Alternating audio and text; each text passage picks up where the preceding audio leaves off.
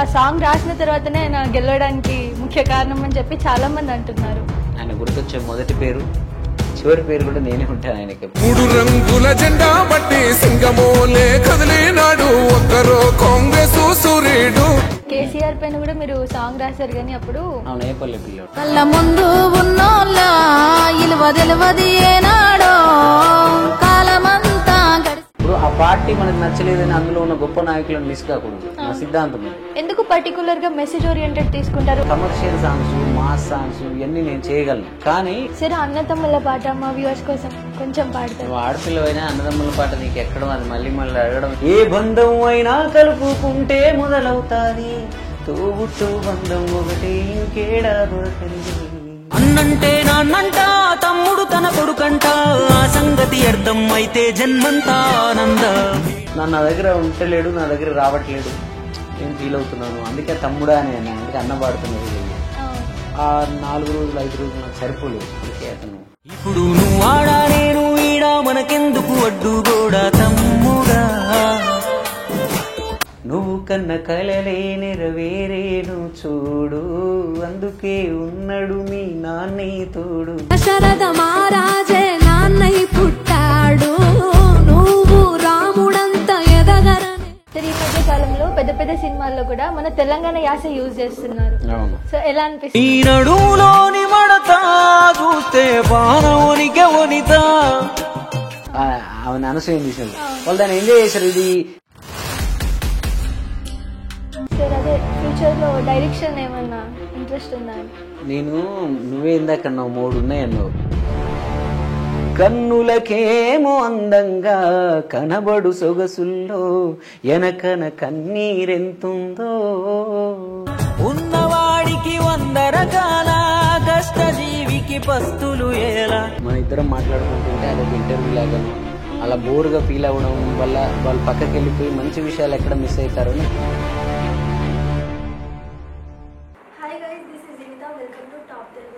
నమస్కారం సార్. నమస్తే. ఎలా ఉన్నారు? చాలా బాగున్నా. లంచ్ చేశారా? చేసిన జస్ట్ ఇప్పుడు. సో ఫస్ట్ రేవంత్ రెడ్డి గారి గురించి మీరు పాడిన సాంగ్ గురించి మనం మాట్లాడుకుంటే సార్ బయట ఒక టాక్ ఏంటి అంటే మీరు ఆ సాంగ్ రాసిన తర్వాతనే ఆయన గెలవడానికి ముఖ్య కారణం అని చెప్పి చాలా మంది అంటున్నారు. సో మీతో రేవంత్ రెడ్డి గారు ఎప్పుడైనా కలవడం జరిగిందా? నేను అన్నకు 10 years నుంచి ఉన్నాను అందరు తెలిసిందే అన్ని ఇంటర్వ్యూలో చెప్పిన. సో ఆయన ఇప్పుడు తెలంగాణ పులిబిడ్డ 2 3 రంగుల జెండా వరకు ఇంద్రవెల్లి కొండల్లో దండు కదిలిందో ఆయన సభ ప్రారంభించిన ఇంద్రవెల్లిలో కూడా ఎప్పుడు అన్నకు పాట అవసరం ఉన్నా నేను ఆయన గుర్తొచ్చే మొదటి పేరు చివరి పేరు కూడా నేనే ఉంటాను ఆయనకి. సీఎం కలిసారా సార్? మాట్లాడారా? సీఎం మాట్లాడాను ఫోన్లో. నేనేందంటే ఇక నాకు అన్నకున్న అనుబంధంతో ఇప్పుడు ఆయన సీఎం అయితే ఆయన ఆ 10 ఏళ్ల నుంచి మా ఇద్దరి మధ్య ఉన్న ఆ క్లోజ్నెస్ వల్ల నేను వెళ్ళి ఊరికి అందరిలాగా అలా ఒక సెకండ్లో ఫోటో దిగేసి బొకే ఇచ్చేసి మాట్లాడితే మనకు సాటిస్ఫాక్షన్ ఉండదు. ఏదో మిస్సింగ్ ఫీలింగ్ ఉంటుంది. అన్న నాకు పురుసత్తుగా టైం ఉన్నప్పుడే పిలువు ఓ అర్ధగంట నేను నీతో కూర్చోవాలని చెప్పి నేను కింద బ్రదర్స్ వాళ్ళకి చెప్పాను. సో ఆ టైం పాపం ఆయన ఇప్పుడిప్పుడే కదా అన్ని సెట్ చేసుకుంటున్న ప్రాసెస్లో టైం దొరకట్లేదు. నాకు తెలిసి 1 week లో ఎప్పుడో దొరుకుతుంది. తను చెప్పడం జరిగిందా లేదా మీరే ఓన్ గా సృష్టించి అవి లిరిక్స్ అవి రాశారా? అన్ని పాటలకి అన్న పిలుచుకొని గంటలు నాకు ఫీడ్బ్యాక్ ఇచ్చినవన్నీ చాలా ఉంటాయి ప్రతి సాంగ్ కి. ఈ సాంగ్ మాత్రం ఏంటంటే అప్పటికి అన్నకి పీసీసీ అయ్యే టైము రేపు ప్రమాణ స్వీకారం చేసే రోజు. ఇదే ఇప్పుడు కూర్చొని ఇంటర్వ్యూ ఇస్తున్న ఈ సోఫాలో ఉన్న ఇదే ప్లేస్ లో కూర్చొని అన్నకి రేపు పాట కావాలి కదా ఆయన ప్రమాణ స్వీకారానికి. సో అప్పటిదాకా తనని టీడీపీ లేకపోతే ఇంకే వేరే పార్టీ నుంచి వచ్చిన అందరూ అలాంటి టాకే ఉండే. ఇంకా కాంగ్రెస్ వర్గాలు అతన్ని ఓన్ చేసుకోలేదు. సో అలా ఓన్ చేసుకునేలాగా ఆ పాటతోటి ఒక పాజిటివ్ వైబ్స్ క్రియేట్ అయ్యేలాగా ఏం చేయాలని చాలా ఒక 2 hours బాగా ఆలోచించి టకటక వరదలాగా ఆల్రెడీ అన్న మాకు ఇచ్చిన ఫీడ్బ్యాక్ ఉంటది కదా ముందు. ఈ పాటకు పర్టికులర్ గా కూర్చొని నాకు ఏం చెప్పలేదు కానీ బిఫోర్ సాంగ్స్ చెప్పిన ఫీడ్బ్యాక్ అంతా నా బ్రెయిన్ లో ఉండిపోయింది. సో ఆటోమేటిక్ అలా వచ్చేసింది. అండ్ మనం ఫాలో అవుతాం, మనం కోరుకుంటాం కదా. సో నాకు అత్యంత క్లోజ్ గా ఉండే రాజకీయ నాయకులు రేవంత్ అన్నే మొదటివాడు. అంటే ఈ రోజు ఏదో సీఎం అయ్యాడని మీకు చెప్పట్లేను. మీరు నా ఫొటోస్ అన్ని చూసుకున్నా కూడా మీకు తెలుస్తుంది. 2015లో నన్ను ఎవరు పట్టించుకోలేదు. ఇప్పుడంటే ఓకే ఆ రోజే నాతో తెలంగాణ పులిబిడ్డ పాట చేయించుకున్నారు కదా.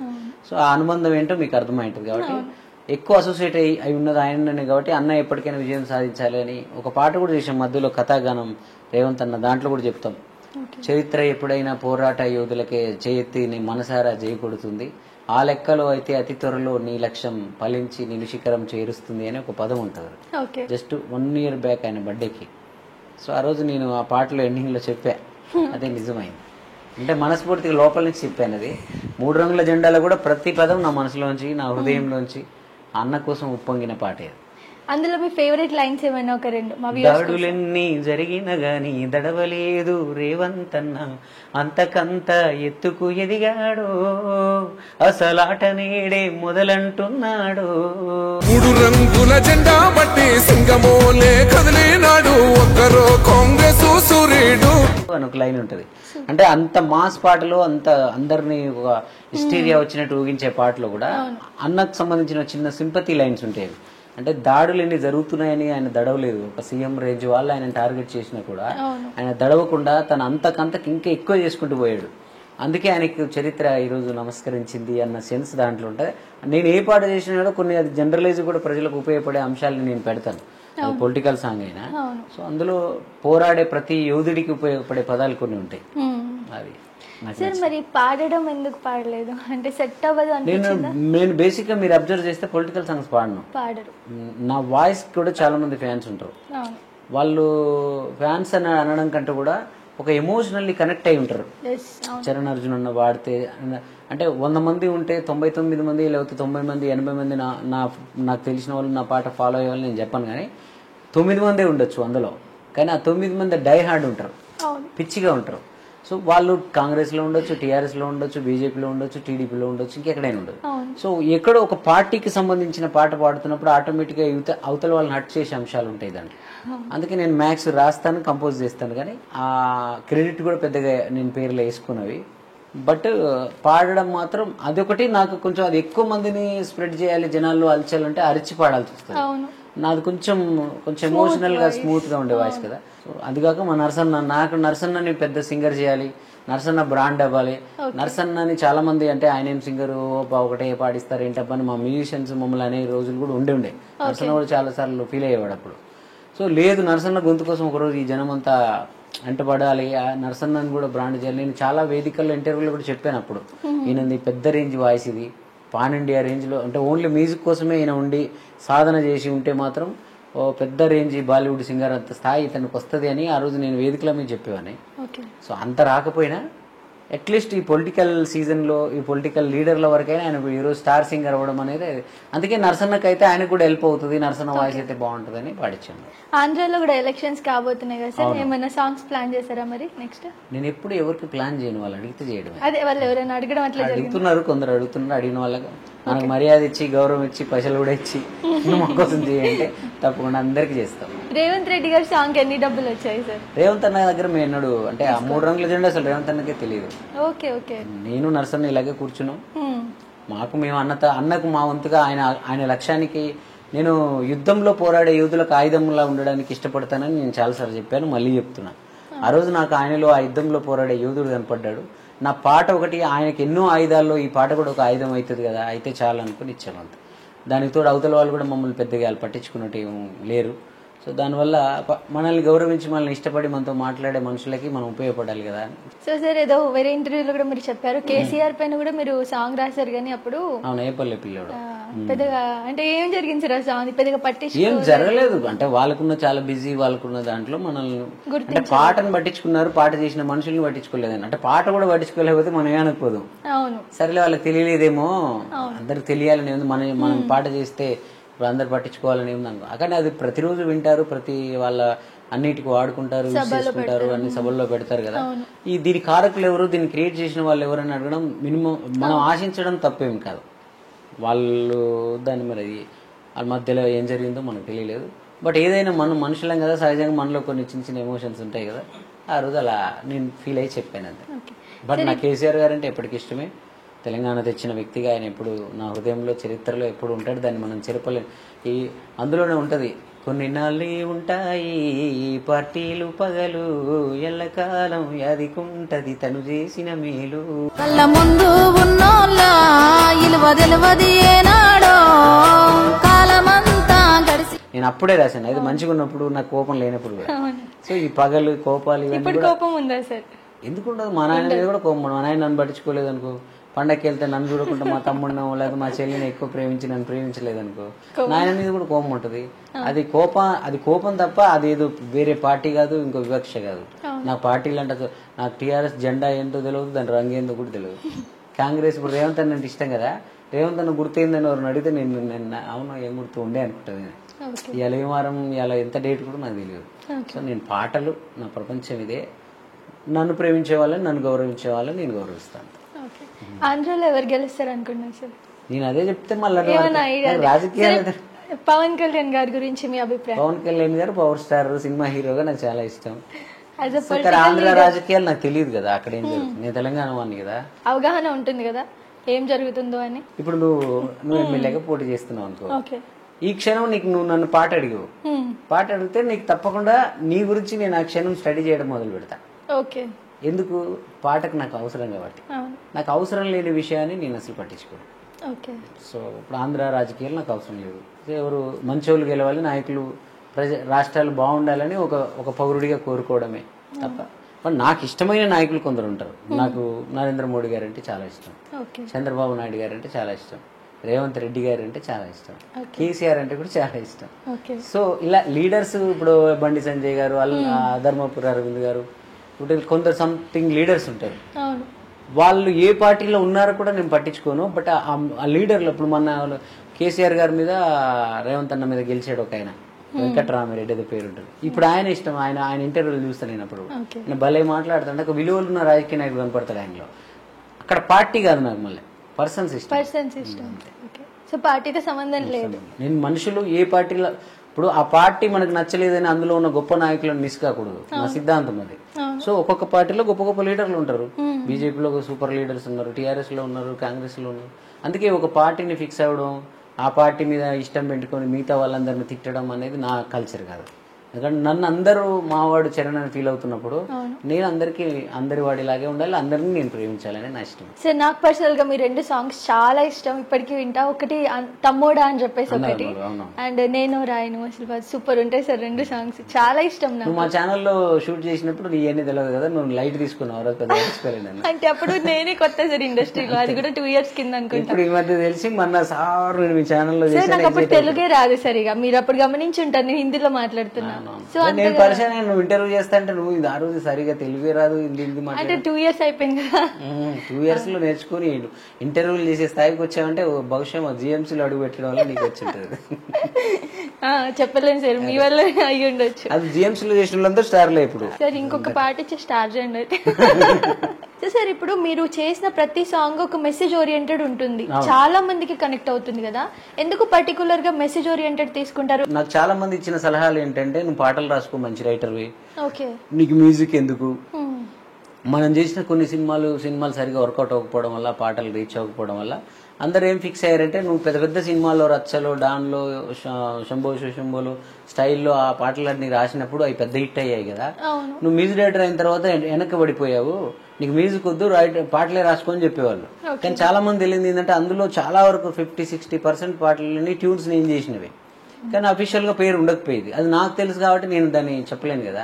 సో వీళ్ళందరికీ అర్థమయ్యేటట్టు నేను కంపోజర్ గా ఈ ప్రపంచంలో నేను ఎప్పుడు గెలవాలంటే, నేను ఒక హిట్ సినిమాని నేను తెచ్చుకోలేను కదా, వాళ్ళు ఇవ్వాలి. సో అప్పుడు నాకు అప్పటికప్పుడే విస్తరిస్తున్న సోషల్ మీడియాని పట్టుకొని యూట్యూబ్ లో నువ్వు రాయి నేను శిల్పని మొదటి పాట చేశాను. అది మీకు తెలిసి ఏ రేంజ్ లో, నువ్వే చెప్తున్నావు తెలుగు నేర్చుకుని ఈ మధ్య నేర్చుకున్నామని కూడా అది ఫేవరెట్ అయింది. సో అప్పుడు నేనేం చేశానంటే, కమర్షియల్ సాంగ్స్, మాస్ సాంగ్స్ ఇవన్నీ నేను చేయగలను అప్పుడే, కానీ ఇవన్నీ సినిమాలో చేయొచ్చు. నేను సినిమాలో చేస్తా డైరెక్టర్లు అడిగిన దానికి. నాకు దొరికిన ఈ వేదిక ద్వారా మళ్ళీ నేను ఏదో వ్యూస్ కోసం అందరిలాగా ఏదో మ్యాజిక్లు చేసి అలా చేయకుండా, నాకు మంచి మాట చెప్తే వింటున్నారు, మిలియన్ల కొద్ది జనాలు నాకు కనెక్ట్ అయిపోయారు, అన్నదమ్ముల పాటకే కానీ నాన్న పాట కానీ. సో మంచి చెప్పేవాళ్ళు ఇప్పుడు లేరు. ఇప్పుడు ఎగ్జాంపుల్, నేను చిన్నగా ఉన్నప్పుడు, మీరు చిన్నగా ఉన్నప్పుడు ఎవరైనా మన ఇంట్లో నానమ్మో, తాతో, లేకపోతే మామో, అంటే మనకన్నా 2 ఏళ్ళు పెద్దోడైన అన్నకు కూడా భయపడే రోజులు ఒకప్పుడు ఉండేవి, ఇప్పుడు లేవు. ఎవడికి నాకు తెలిసిపోవా ఏంది నువ్వు చెప్పేది అనే సెన్స్ ఎక్కువైపోయింది. సో అందువల్లనే చాగంటి గారు, గరికపాటి గారు ఇలాంటి ప్రవచనాలు అందరు చెప్పే వాళ్ళు ఎందుకు వచ్చేసారంటే అట్లీస్ట్ వాళ్ళు చెప్పేయన్న వింటారు జనాలు. సో కొందరు అలా అవి చెప్పి వింటున్నారు, కొందరు ఇలా. నేను రాగంతోని అందమైన మ్యూజిక్తోని కొన్ని మంచి మాటలు చెప్తాం. నాకు దొరికిన అవకాశం ఎప్పుడైనా గ్యాప్ దొరికినప్పుడు ఏదైనా మంచి ఎమోషన్ చెప్పాలి అని. ఇప్పుడు అన్నదమ్ముల గురించి చెప్పాలంటే అన్నదమ్ములని చెప్పేవాడు లేకనే ఇప్పుడు తండ్రి ఏం చెప్తాడో అన్నదమ్ములు ఇద్దరు గొడవ పెట్టుకుంటే ఈడు వైపు చెప్తే వాడు ఫీల్ అవుతాడు, ఆడు వైపు చెప్తాడు. అందుకే అన్నదమ్ముల మీద పాటే ఉందనుకోండి, ఒక మంచి రాగయుక్తంగా పాట ఉంది, ఆల్రెడీ నా వాయిస్ కనెక్ట్ అయ్యారు, నా లిరిక్స్ కనెక్ట్ అయ్యారు.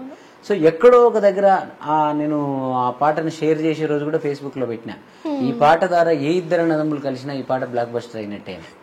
సో అలా వేల మంది, లక్షల మంది అన్నదమ్ములు దానికి కనెక్ట్ అయ్యామని చెప్పి నాకు మెసేజ్లు వస్తున్నప్పుడు సో మనం చేసింది కరెక్టే. అంటే చాలా మంది అనేవాళ్ళు మంచి మాటలు చెప్తే ఎవరింటారు, పాటల్లో మంచి మసాలా అది ఇది జోడించి అమ్మాయిలను పెట్టి అది ఇది జినిత లాంటి అమ్మాయిని పెట్టి పాటలు పెడితే చూస్తారు కదా అని అంటుంటారు. లేదు లేదు, నేను మంచి మాటలు చెప్పి కూడా గెలుస్తాను, మంచి మాటలు పెట్టి కూడా ప్రజల్ని రీచ్ అవుతానని చెప్పి నేను ఛాలెంజ్ చేసి మొదలు పెట్టా. అందుకే ఎప్పుడైనా గ్యాప్ దొరికినప్పుడు మంచి విషయం చెప్పడానికి ప్రయత్నిస్తున్నాను. నార్మల్ గా అలాంటి సాంగ్స్ చేస్తే బయట నెగిటివిటీ వస్తుంది. అంటే నాకు అలవాటు అయిపోయింది సమాజం. అంటే అంటారు కదా, నేను నా మాటలకి నా లిరిక్స్ కి వాళ్ళు నేను ఏదైనా చెప్తే అరే చరణ్ అర్జున్ చెప్పాడంటే కరెక్టే. అవును, అసలు మీ సాంగ్ అంటేనే వెయిట్ చేస్తారు. అయిపోయింది. సరే, అన్నదమ్ముల పాట మా వ్యూవర్స్ కోసం కొంచెం పాడతారు. ఆడపిల్లవైనా అన్నదమ్ముల పాట నీకు ఎక్కడం, అది మళ్ళీ అడగడం ఇంకా హ్యాపీ. అంటే ఎందుకంటే సార్ నా ఫ్రెండ్స్ లో ఒక చిన్న సిచ్యువేషన్ వచ్చి డిస్టర్బెన్స్ వచ్చింది. నా లైఫ్ లో జరిగింది చెప్తా.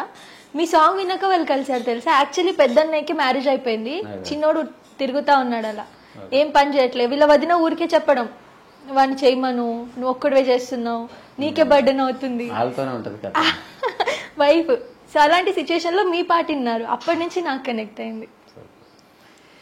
నేనున్న గర్భంలోనే ఏడాది నువ్వున్నావు తమ్ముడా, ఇప్పుడు నువ్వాడా నేను ఈడా, మనకెందుకు అడ్డుగోడా తమ్ముడా. చిన్నప్పుడు నీది నాది ఒకటే ఇల్లు, ఇప్పుడు నీ ఇల్లు నా ఇల్లు అంటారే వీళ్ళు. నే తొడిగిన అంగీలాగే నీకొచ్చేది, ఇప్పుడు నీ దారి నా దారెందుకు వేరయ్యింది. నన్నెవ్వరు ఏమన్నా నేనెత్తురు మరిగేది, ఇప్పుడెందుకు నీకు నాకు ఈ పంచాది. ఏ బంధం అయినా కలుపుకుంటే మొదలవుతాది, తోబుట్టు బంధం ఒకటే ఇంకేడా దొరకనిది. అన్నంటే నాన్నంట, తమ్ముడు తన కొడుకంట, ఆ సంగతి అర్థం అయితే జన్మంతా ఆనంద. సూపర్ సార్, ఎంత బాగుంటుంది సార్ మీ వాయిస్. సార్ దీంతో మీ తమ్ముడికి సంబంధించి కూడా ఒక మెమరీ. అంటే తమ్ముడు ఉన్నప్పుడు, అంటే మేము ముగ్గురు అన్నదమ్ములం, మా బ్రదర్ ఉన్నప్పుడు చేసిన పాట ఇది. నా దగ్గర ఉంటలేడు, నా దగ్గర రావట్లేడు, నేను ఫీల్ అవుతున్నాను, అందుకే తమ్ముడా అని అన్నాను, అందుకే అన్న పాడుతున్న ఫీలింగ్ అది. సో పాట విన్నాక మనోడు నా గురించి మా అన్న రాశాడు, నా గురించి మా అన్న పాడాడు అందరు చెప్పుకునేవాడు. బట్ నేను మా తమ్ముడు ఒక్కడి గురించే కాకుండా ఇది సమాజం అందరికి ఉపయోగపడేలాగా అనే సెన్స్ తో చేసిందే. కానీ నాకు వచ్చిన థాట్ మా తమ్ముడి నుంచి వచ్చింది. సో అతను ఈ పాట వచ్చాకనైనా నా దగ్గరకు వచ్చి ఉంటే ఇంకా బాగుండేది. అదే కూడా చెప్తున్నాం మేము అందరికి. అంటే నేను అన్నదమ్ముల పాట చేసి ఇంత గొప్ప పాటని మీ అన్నదమ్ములకు అందించిన నాతో ఇంకా గట్టి మెసేజ్ ఇవ్వడం కోసం దేవుడు అలా శిక్ష ఇచ్చాడేమో తెలియదు, కానీ అతను ఇది విని కూడా నా దగ్గరికి రాకపోవడం వల్ల ఏమైపోయిందంటే అతనికి ఒక హెల్త్, అసలు ప్రాణాలు పోయేంత జబ్బు ఉందన్న సంగతి కూడా ఈ ప్రపంచంలో అన్న తప్ప ఎవడు గుర్తించడు. అందరికి తెలియదు ఏంటంటే అన్నదమ్ములు తప్ప. సో ఎవరైనా బాగున్నప్పుడు మాత్రమే మన చుట్టూ ఉంటారు. అతను నాతో ఉంటే ఆడి ₹1 కోటి అవుతాయన్నా 2 కోట్లు అవుతాయన్నా ఏదో ఒకటి చేసి ఎవరో ఒకరిని మాట్లాడి పట్టుకుని ఏమైనా చేసేవాళ్ళం అది. కానీ నా దగ్గరకు వచ్చేటప్పటికే తను అది నేనేమి చేయలేని పరిస్థితి, చేయి దాటిపోయేంత అయిపోయింది. లాస్ట్ స్టేజ్లో కూడా నన్ను అప్పుడు కూడా నాకు ఫోన్ చేసి తమ్ముడు పిలవలేదు, మరదలు పిలవలేదు, నేనెవరో ఫ్రెండ్ ద్వారా తెలుసుకుని వెళ్ళాను. సో ఆ 4 రోజులు 5 రోజులు నాకు సరిపోలేదు టైం. అప్పటికే అతను ఇప్పుడు నువ్వు ఆడా నేను ఈడా, మనకెందుకు అడ్డుగోడా తమ్ముడా. అంటే కేవలం ఒక అన్నతో అన్న మాట వింటూ ఆ రాముడు అంటే లక్ష్మణ్ లాగా ఉండుంటే ఆయన ఈరోజు ఎదిగేవాడా, ఎదగకపోయేవాడా, తర్వాత వచ్చాడు బతికుండేవాడు. చిన్నప్పుడు నీది నాది ఒకటే ఇల్లు, ఇప్పుడు నీ ఇల్లు నా ఇల్లు అంటారే వీళ్ళు. నాకు తెలిసి లేదు, విధి అలాగే ఉంటుంది, డెస్టినీ అలాగే ఉంటుంది. తనని తీసుకెళ్లాలని దేవుడు ఫిక్స్ అయినప్పుడు కాపాడే దారులని మూసేస్తాడు అని మనం అనుకుంటే చెప్పలేం. కానీ అదే ఉన్న వాళ్ళందరికీ నేను అనేది అదే చెప్పేది, అన్నను మించిన దేవుడు లేడు, తమ్ముడిని మించిన సైనికుడు అన్నకు ఉండడు. సో ముందు వాళ్ళిద్దరు ఎవరు విజయాలు సాధించిన ప్రతి ఒక్కరు అన్నదమ్ములు కలిసి ఉంటేనే సాధించారు. ఏ బంధం అయినా కలుపుకుంటే మొదలవుతాది, తోబుట్టు బంధం ఒకటే ఇంకేడా దొరకనిది. ఈరోజు రేవంత్ అన్న సీఎం అయ్యాడంటే ఆయన వెనక కోట్లాది లక్షలాది మంది కార్యకర్తలు, కాంగ్రెస్ వాళ్ళు, లేకపోతే 3 రంగుల జెండా పాట, ఇవన్నీ తర్వాత ముచ్చట. ముందు వాళ్ళ అన్నదమ్ములు, ఆయనకు వాళ్ళ తమ్ముళ్ళు, వాళ్ళ అన్నలు చాలా బలం అన్నకి. సో అలాగా మెగాస్టార్ చిరంజీవి గారైనా సో సినిమాల పరంగా తీసుకుంటే, కాబట్టి అన్నదమ్ములు ఉన్న బలం వేరే ఎప్పటికి ఎవరికైనా, అది కలిసి ఉండాలి అందరు. మీరు చిరంజీవి గారి పైన కూడా ఒక సాంగ్ రాశారు, అది కూడా అద్భుతంగా రీచ్ అయింది. అప్పుడు సరే ఏమన్నా కాల్స్ మెసేజెస్? అప్పుడు కరోనా టైం, సెకండ్ కరోనాలో బాగా అంటే చిరంజీవి గారు మా నల్గొండ జిల్లా ఎస్పీ రంగనాథ్ గారికి, అలాగే మెహర్ రమేష్ అన్నకి, వాళ్ళందరికీ ఫోన్లు చేసి చరణ్ని కలవాలి అది ఇది అని చెప్పి పెట్టారు. కానీ అప్పుడు కుదరలేదు. బట్ ఆయన మనసులో నేను ఉన్నాను, అక్కడ దాకా రీచ్ అయ్యాను. ఏదో మంచి ముహూర్తం, మంచి మూమెంట్ వచ్చినప్పుడు అది జరుగుతుంది, కలుస్తారు. అంటే కలిసినా కలవకున్నా నాకు ఎందుకో చిరంజీవి గారు అంటే ఆయన మా ఇంట్లో మనిషిలాగా, మా అన్నలాగా, లేదా మనకేదో బాగా అనుబంధం. అంటే నాకున్న లైఫ్లో చిరంజీవి గారు ఎదురుపడినప్పుడు చిరంజీవి గారు నన్ను పేరు పెట్టి పిలవాలనేది నాకున్న మొట్టమొదటి లక్ష్యం. మీ పేరుతో నన్ను చూసి నేను చిరంజీవి గారి పరిచయం చేసుకోకూడదు, చిరంజీవి గారు నన్ను చూడగానే గుర్తుపట్టాలి. ఆ స్థాయి అది నా మోటివేషన్ నాకు చిన్నప్పటి నుంచి ఉండేది. అందువల్ల నాకు చిరంజీవి గారిని ఏదో కలవలేదు నేను, ఏదో అంటే ఆయన ఎప్పుడు లోపల ఉంటారు అంతే. ఇంకా అది ఏదో మన అనే ఫీలింగ్ అది ఉంటుంది. అందుకే రేవంత్ అన్న సీఎం అయినా కూడా గాబరా మా అన్న సీఎం అవ్వాలని కోరుకున్నాను, అయ్యాడు. సో ఆయన పని ఆయన చేయని, ఆయన టెన్షన్లు ఆయనకు ఉంటే అన్నదా అంతే తప్ప పెద్ద ఏదో ఆరాట పడిపోయి ఇప్పుడు ఉరకాల మనం ఏదో కలవాలి ఏదో అయ్యో ఏమి ఉండవు. నా పని నాకు ఉంటుంది, నేను అన్నకు అవసరం వచ్చినప్పుడు ఉపయోగపడతాను అంతే. 2003లో మీరు వచ్చారనుకుంటా కదా, సో ఇప్పుడు 24, అంటే మీరు అనుకున్నది మీరు రీచ్ అయ్యారనిపిస్తుందా మీకు ఫేమ్ పరంగా? లేదా ఇప్పుడు మనం చూసుకున్నట్లయితే సార్, ఏదో ఒక కుర్చీ మడత పెట్టి అని ఒక చెప్పేశాడు, సినిమాల్లోకి వెళ్ళిపోయింది. మన గంగవ్వ వెళ్ళింది సమ్ బిగ్ బాస్ లోకి, దాంట్లోకి కనకవ్వ వెళ్ళింది. మీరు అలా ఏమన్నా ఎక్స్పెక్ట్ చేశారా? అంటే పెద్ద మూవీస్ లో మీరు విమానంలో వీటిలో చేశారు, పెద్ద పెద్ద సినిమాల్లో ఏమన్నా? నేను దేనికి గాబరపడను భయ్య, అది వచ్చేస్తే ప్రశాంతంగా మనం మన పని పర్ఫెక్ట్ గా చేస్తే అన్ని ఆ సమయానికి రావాల్సి వస్తాయి. దీనికైనా టైం అన్న జోన్ ఒకటి ఉంటుంది. సో నాకు సినిమా పెద్ద దూరమేం కాదు, నేను సినిమాల్లోంచి వచ్చాను. సినిమా పునాది ఉండడం వల్లనే నాకు మిగతా వాళ్ళకి నాకు యూట్యూబ్లో పాటలు చేసినా నాకు ఆ రీచ్, ఆ గౌరవం ఎందుకు ఉంది అంటే నేను సినిమా వాడిని కాబట్టి. సో సినిమా ఎప్పుడు నాకు దూరం కాదు, సినిమా నాకేం అందని ద్రాక్ష కాదు, వచ్చేస్తాయి. బట్ నాకు వేరే వాళ్ళకి తేడా ఏంటంటే నేను కొంచెం జనరలైజ్ మ్యూజిక్ డైరెక్టర్ని. అంటే జనం ఎక్కువ నన్ను ఓన్ చేసుకున్నారు. ఒక ఎమోషన్ కావాలంటే చరణార్జున్ ఒక పాట ఎలా చేస్తాడను, ఇప్పుడు ఒక పొలిటికల్ సాంగ్ అంటే చరణార్జున్ పాటే. 3 రంగుల జెండా అని ఒక పాట ఎట్లా ట్రేడ్ మార్క్ అయింది. ఓ అన్నదమ్ముల పాట అంటే నువ్వు అడుగుతున్నావు. సో నాది ఎందుకు వినాలి మరి, అన్నదమ్ముల పాటలు ఇంకా లేవా? సో ఆ నాది వినే ఎందుకు అన్నదమ్ములు కలిశారంటే వాళ్ళు మనకు ఆ స్పేస్ ఇచ్చారు. ఇది సంపాదించుకునే క్రమంలో కొంత సినిమాకి కొంచెం నేను గ్యాప్ రావచ్చు కానీ, బట్ సినిమా నేను అనుకొని ఎవరి దగ్గరికి ఇప్పుడు వెళ్ళినా, ఏ ఆఫీస్కి వెళ్ళినా నన్ను కాదని వాళ్ళు ఉండరు. నాది నాకు వచ్చేస్తుంది, నాకు ఆ టెన్షన్ ఏం లేదు. నన్ను చూస్తే నీకు అర్థం అవట్లేదు ఎంత కూల్గా ఉన్నాను, చాలా కూల్గా, అంటే ఓపికగా ఉన్నారు. అంటే జరిగిన దానికి నేను ఎప్పుడు హ్యాపీ ఉంటా. నేను ఎన్నడూ ఊహించలేదు ఒక ముఖ్యమంత్రి అవడానికి, ఒక రాజ్యం రావడానికి మన పాటే అని జనం మాట్లాడుకుంటారని నేను అంటలేను. అంటే మన అయిన ఎన్నో ప్రధాన అంశాలలో మన పాట కూడా ఒకటి ఉంటది అని. ఒక రాజ్యం రావడానికి, ఒక రాజ్యం కూలడానికి మన పాట ఉపయోగపడుతుందని ఎప్పుడు అనుకోలే. ఓ ఇద్దరు అన్నదమ్ములు కలవడానికి నా పాట ఉపయోగపడుతుందని నేను ఎప్పుడు అనుకోలే. తండ్రి విలువ తెలుసుకోవడానికి ఒక విమానం అనే పాట వచ్చిన తర్వాత తండ్రి కూతురు లేకపోతే తండ్రి కొడుకు అనే ఏ ఎమోషన్ ఉన్నా ఆ ఇన్స్టాగ్రామ్ లో ఒక యాంథమ్ లాగా దాన్ని పెడుతున్నారు. సో చాలా పర్టికులర్ అంశాలు కొన్ని ఉన్నాయి, అవి నా పాటలే ఉంటాయి. ఇది నేను 100 బ్లాక్ బస్టర్ సినిమాలు చేసినంత ఆనందం నాకైతే. సో నేను ఊహించలేదు ఇవన్నీ. నేను ఇంటి దగ్గరికి వచ్చినప్పుడు నేను ఏం అనుకోలేదు. ఇప్పటి వరకు జరిగిందంతా బోనసే, ఇంకా బోనస్లు చాలా వెయిట్ చేస్తున్నాయి, చేస్తాం. ఓకే సార్, ఎక్కడ మీరు ప్రాపర్? నల్గొండ నుంచి ఇక్కడికి 100 కిలోమీటర్స్. 3లో వచ్చారా? 2003లో మ్యారేజ్ చేసుకుని వచ్చారా, ముందే వచ్చారా? 2003లో మ్యారేజ్ అయితే ఇప్పుడు ఇప్పుడు నీ ఉద్దేశం ఏంది? నేను అప్పుడప్పుడు ఏదో సరదాగా ఏదో అనేస్తున్నాను అనుకుంటా.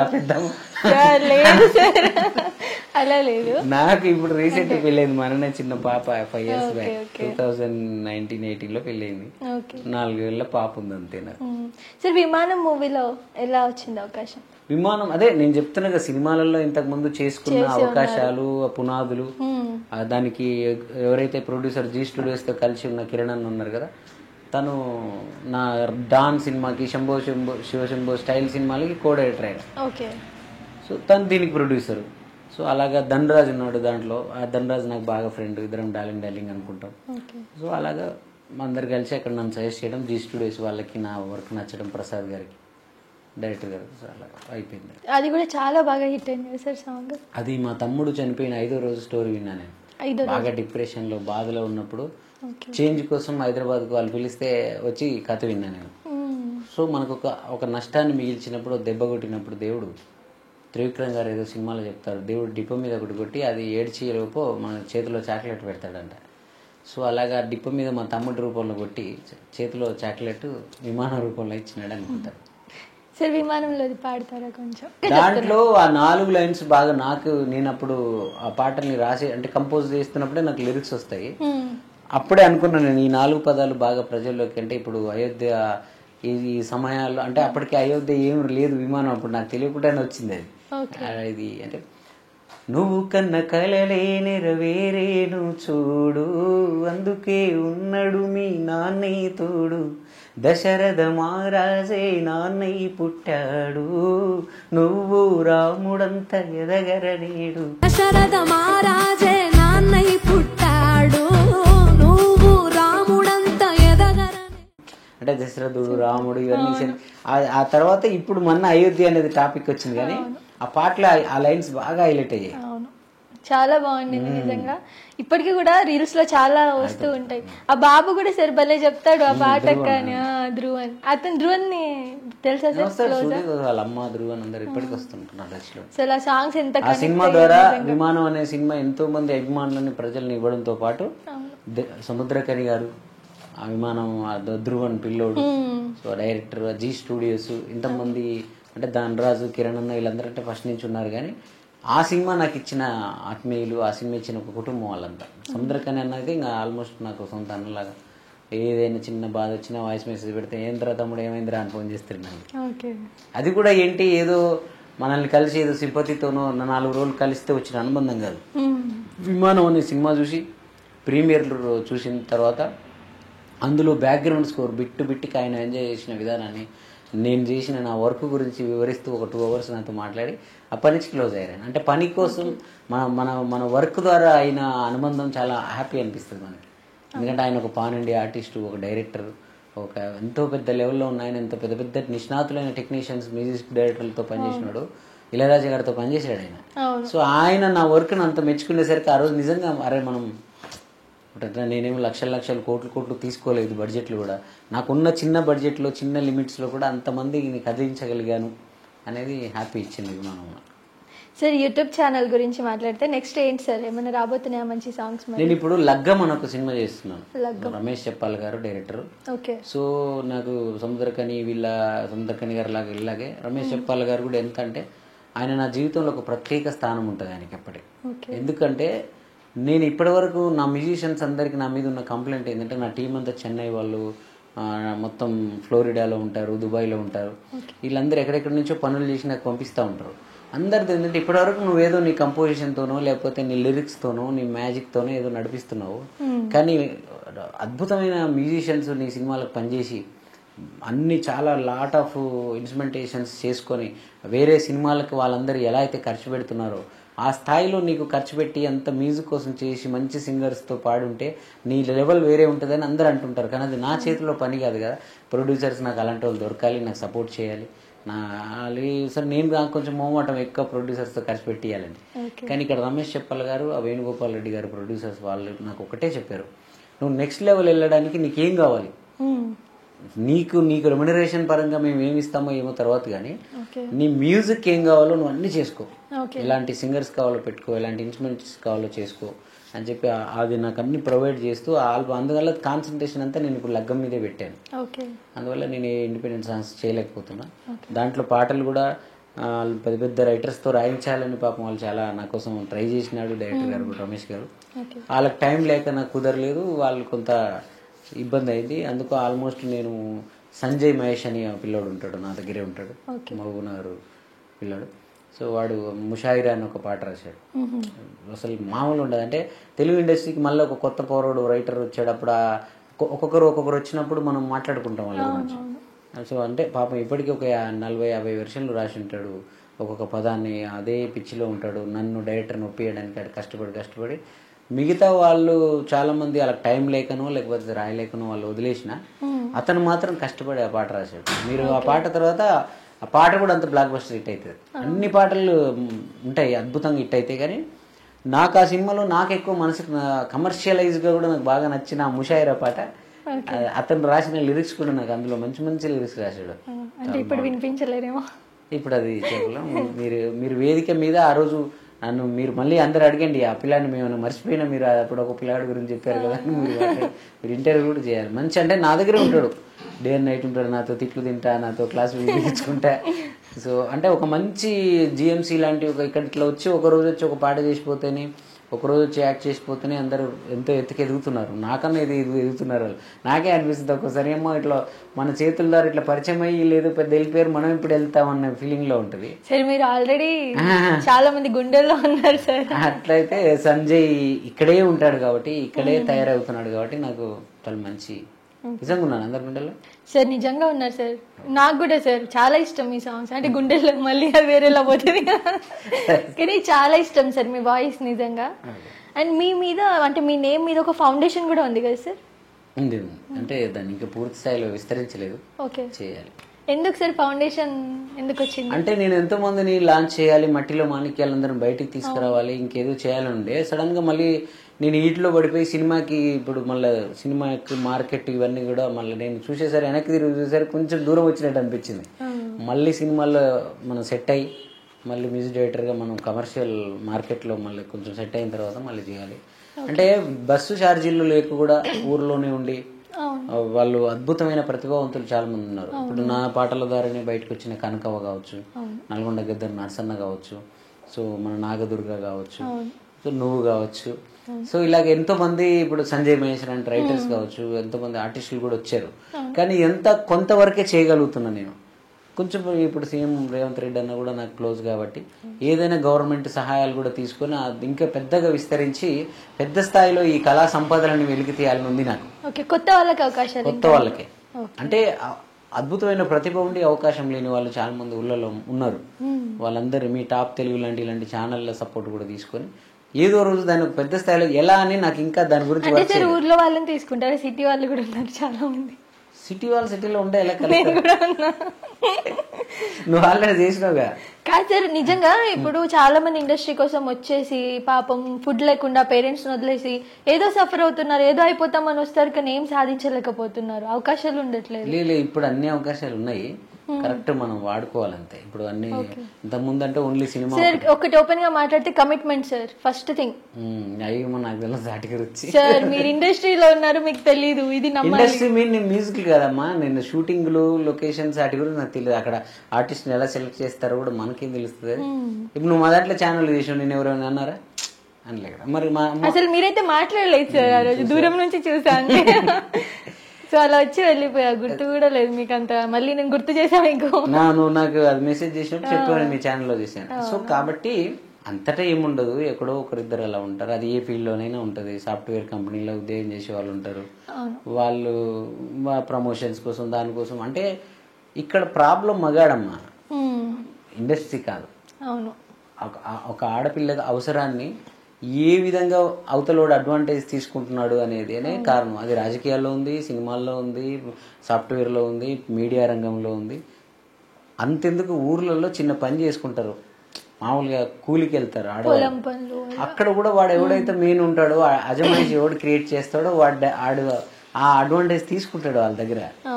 సో నాకు తెలిసి అది ఉండంగా కాలం మారుతుంది, అందరి జ్ఞానవంతులు అవుతున్నారు, అందరి చేతుల్లో మొబైల్ ప్రపంచం వచ్చింది కాబట్టి కొంచెం అది కాలక్రమంలో పోవాల్సిందే కానీ మనం ఏం చేయలేం. బట్ నాకు తెలిసి ఇప్పుడు ఆడపిల్లలకు ఉన్నంత రైట్స్, ఆడపిల్లలకు ఉన్నంత బలం ఎవరికి లేదు. మీరు ఒక మాట చెప్తే ఇప్పుడు నువ్వు నన్ను ఏదో ఒకటి నా మీద పోలీస్ స్టేషన్కి వెళ్ళి చెప్పేస్తే నీది నమ్ముతారు, నన్నే నమ్ముడారు అట్టుంటది. షీ టీమ్స్ మీకే ఉన్నాయి, పురుష టీమ్స్ ఉన్నాయా మాకే పెట్టుకున్నాం. సో కాబట్టి మీరు ఒక సాంగ్ రాయండి పెట్టేస్తారు. కాబట్టి మీకున్న అడ్వాంటేజెస్ ఏం లేవు. బట్ అవి ఇంత ముందుతో పోల్చుకుంటే నాకు తెలిసి తగ్గాయని నేను అనుకుంటున్నాను. సరే, ఇప్పుడు మీరు 3 విధాలుగా ఇండస్ట్రీలో వెళ్తున్నారు. Singer, music director, writer. Main గా దేనిపై కాన్సన్ట్రేట్ చేస్తున్నారు? మ్యూజిక్ డైరెక్టర్ కదా. Music director. ఇప్పుడు నేను మ్యూజిక్ డైరెక్టర్ అయింది ఎందుకంటే నాలో ఉన్న రైటర్, నాలో ఉన్న సింగర్ ని కూడా నేను కాపాడుకోవడానికి. నేను ఇంకొక అవకాశం కూడా, నేను కమిట్మెంట్ అన్నావు కదా, నేను మగాన్ని ఎవరికి కమిట్మెంట్ అడగకపోవచ్చు కానీ వాళ్ళు ఏదో కోరుకుంటారు, నాకు పాట రాసే అవకాశం ఇవ్వాలంటే నేనేదో భజన చేయాలి, లేకపోతే నేనేదో వాళ్ళ చుట్టూ తిరగాలి, లేకపోతే ఇంకేదో చేయాలి, లేకపోతే సింగర్ గా అవకాశం ఇవ్వంటే నువ్వేడు సింగర్, నువ్వేంది, నీకేమొచ్చు అని ఇట్లా అంటారు. వీళ్ళిద్దరికి కూడా అవకాశాలు ఇవ్వగలగాలంటే నేను మ్యూజిక్ డైరెక్టర్ అంటే నాకు నేను ఇచ్చుకుంటాను కదా. నాకు నేను ఇచ్చుకోవడం కాకుండా నువ్వు అడినట్టు ఎవరు ఆ టాలెంట్ కోసం ప్రయత్నించి ఎంతో మంది కూడా ఇస్తాను. సో అందువల్ల నాకు మ్యూజిక్ డైరెక్టర్ అనేవాడు నలుగురికి ఏమో చేయగలిగే పోస్ట్ అది. రైటర్ అంటే పెన్ను పేపర్ ఉంటే చాలు, ఇంకేం అక్కర్లేదు నాకు, ఎవరితో అవసరం లేదు, నేను ఎవరికి ఎంప్లాయ్మెంట్ ఇవ్వలేను. సింగర్ అనుకో నేను ఎవరికి ఇస్తాను, నేనే పాడాలి.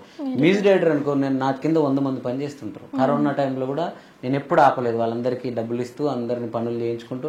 సినిమా బంద్ అయితే యూట్యూబ్ బంద్ అయితే ఇంకోటి, పొలిటికల్ సాంగ్స్ అని ఎప్పుడు నా కింద పనిచేసే మ్యూజిషియన్స్కి ఎప్పుడు పని ఉండేలా నేను చూసుకుంటాను. నేను వేదిక ఏదనేది నేను చూసుకోను.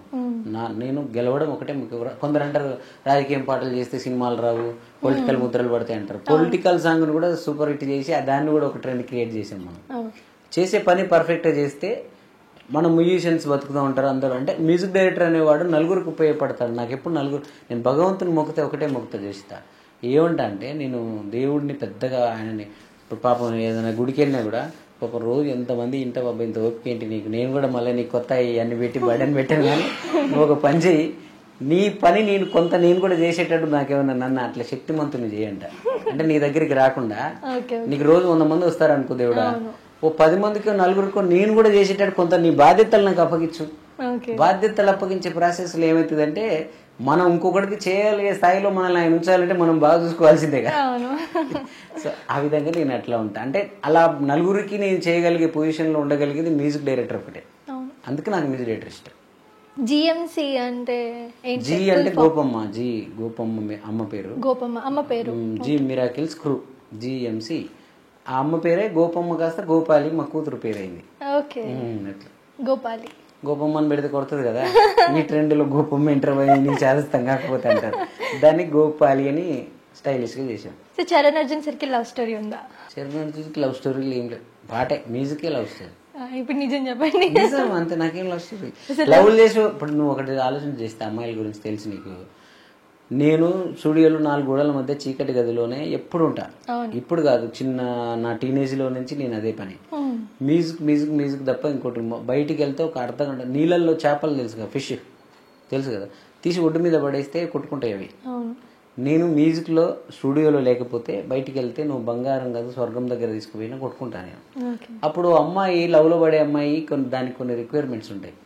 అది అటు తీసుకుపోతుంది, ఇటు తీసుకుపోతుంది, పార్క్ అంటది, సినిమా అంటది, దాంతో గంటలు ఫోన్లు. నాకు ఫోన్ మాట్లాడంటే చెవి దగ్గర పెట్టుకుంటే ఇరిటేషన్ ఉంటుంది, ఎందుకంటే ఆల్రెడీ సౌండ్లో ఉంటాయి కదా.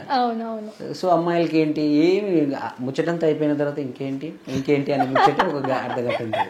సో ఆ ఇంకేంటి అని చెప్పుకుంటూ కూర్చుంటే ఈ 3 రంగుల జెండాలు ఎక్కడొస్తాయి, ఓరాయిలు ఎక్కడొస్తాయి, అన్నదమ్ములు ఎక్కడొస్తాయి. సో అందుకే అటువైపు మైండ్ అటు పోలేదు. మీకెవరు ప్రపోజ్ చేయలేదా? పని మీరంటే సరే వెళ్ళలేదు, ఒక వేలో ఉన్నారు మీరు ఇదే చేయాలని, మీకైతే బాగానే. నేను ఆడపిల్లల్ని అగౌరవపరచలేను,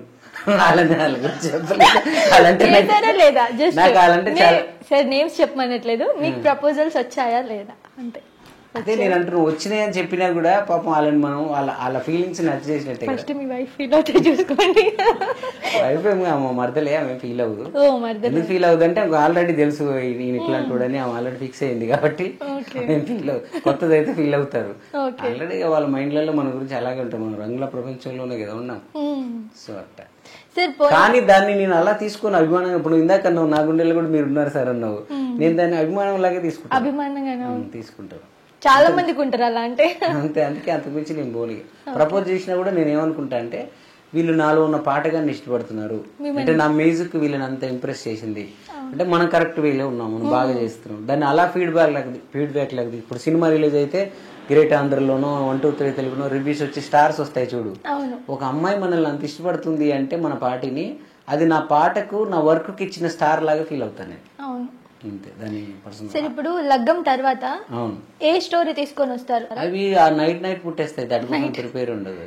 అంటే ఎట్లా సార్ సరౌండింగ్స్ లో ఏదైనా సిచువేషన్స్ అంతే. నన్ను ఏదో ఇన్స్పైర్ చేసింది అనుకోండి, ఏదో చదివితేనో ఏదో చూస్తేనో, లేకపోతే ఏదో మనసుకు టక్న ర్యాండమ్ గా వస్తుంది కదా, అది నైట్ వచ్చిందంటే పొద్దున్న అది ఎలాంటిదైనా, అది కాంప్లికేటెడ్ కాన్సెప్ట్ అయినా, దానివల్ల ఏదో ఇష్యూ అవుతుందన్నా, దానివల్ల ఎవరో మనకి యాంటీ అవుతారు, ఏం ఆలోచించండి నేను. అనిపించిందా టక్న చేయాల్సిందా టైం ఉంటే, లేదంటే చేయాలి. సరే, మీరు రాసిన పాటల్లో, మీరు పాడిన వాటిలో మీ ఫేవరెట్ సాంగ్ ఏది? నా ఫేవరెట్ సాంగ్ ఎప్పటికప్పుడు మారిపోతూ ఉంటాయి, బట్ ఇప్పుడు ఎప్పటికీ ఉండేది మనసులో, అంటే నాకు బాగా భావజాలానికి దగ్గర ఉన్న పాట ఆకలి పాట అని ఒకటి ఉంటుంది. ఆకలి పాట కాన్సెప్టే నాకు చాలా ఇష్టం. అది అంటే నా మైండ్ సెట్ అది. దాని కాన్సెప్ట్ ఏంటంటే ఒకటే, నువ్వు అందరూ ఆలోచించేది ట్యాంక్ బండ్ దగ్గర హైదరాబాద్ అని ఒక లవ్ గుర్తుంటుంది, గుర్తుంది కదా, మనం అక్కడికి వెళ్ళి సెల్ఫీ దిగుతాం, అందరి మైండ్ అదే ఉంటుంది. నేనేమనుకుంటుంది కదా, ఏదైనా వరద వచ్చినప్పుడు, ఏదైనా వర్షం వచ్చినప్పుడు, ఏదైనా ఎక్కువ ప్రాబ్లం వచ్చినప్పుడు, అక్కడున్న వాటర్, అక్కడున్న ప్రాబ్లమ్ను కిందికి జారిపోయి ఇళ్లల్లోకి పోతుంటుంది, కింద ఉన్న బస్తీల్లో. ఆ బస్తీల గురించి మనం ఆలోచించాం, దాని వెనకనే ఉన్న స్లమ్ గురించి ఆలోచించాం, దాని వెనకనే ఉన్న ఆకలి గురించి ఆలోచించాం. సో ఇలా హైదరాబాదులో బయటికి వెళ్ళిన ఒక మ్యూజిక్ డైరెక్టర్ అక్కడ ఉన్న అందమైన ప్రదేశాలని కాకుండా దాని వెనక ఉన్న వాటినే చూస్తుంటాడు. ఆ పాటలో నేను అదే, ఆ కాన్సెప్ట్ నా మైండ్ అదే. Example video making next level sir. అసలు ఆ పాటలో మీకు ఒక మాట ఉంటుంది, చంకలోన ఒదిగిన పిల్ల అద్దెదేనో అబద్ధమోనో.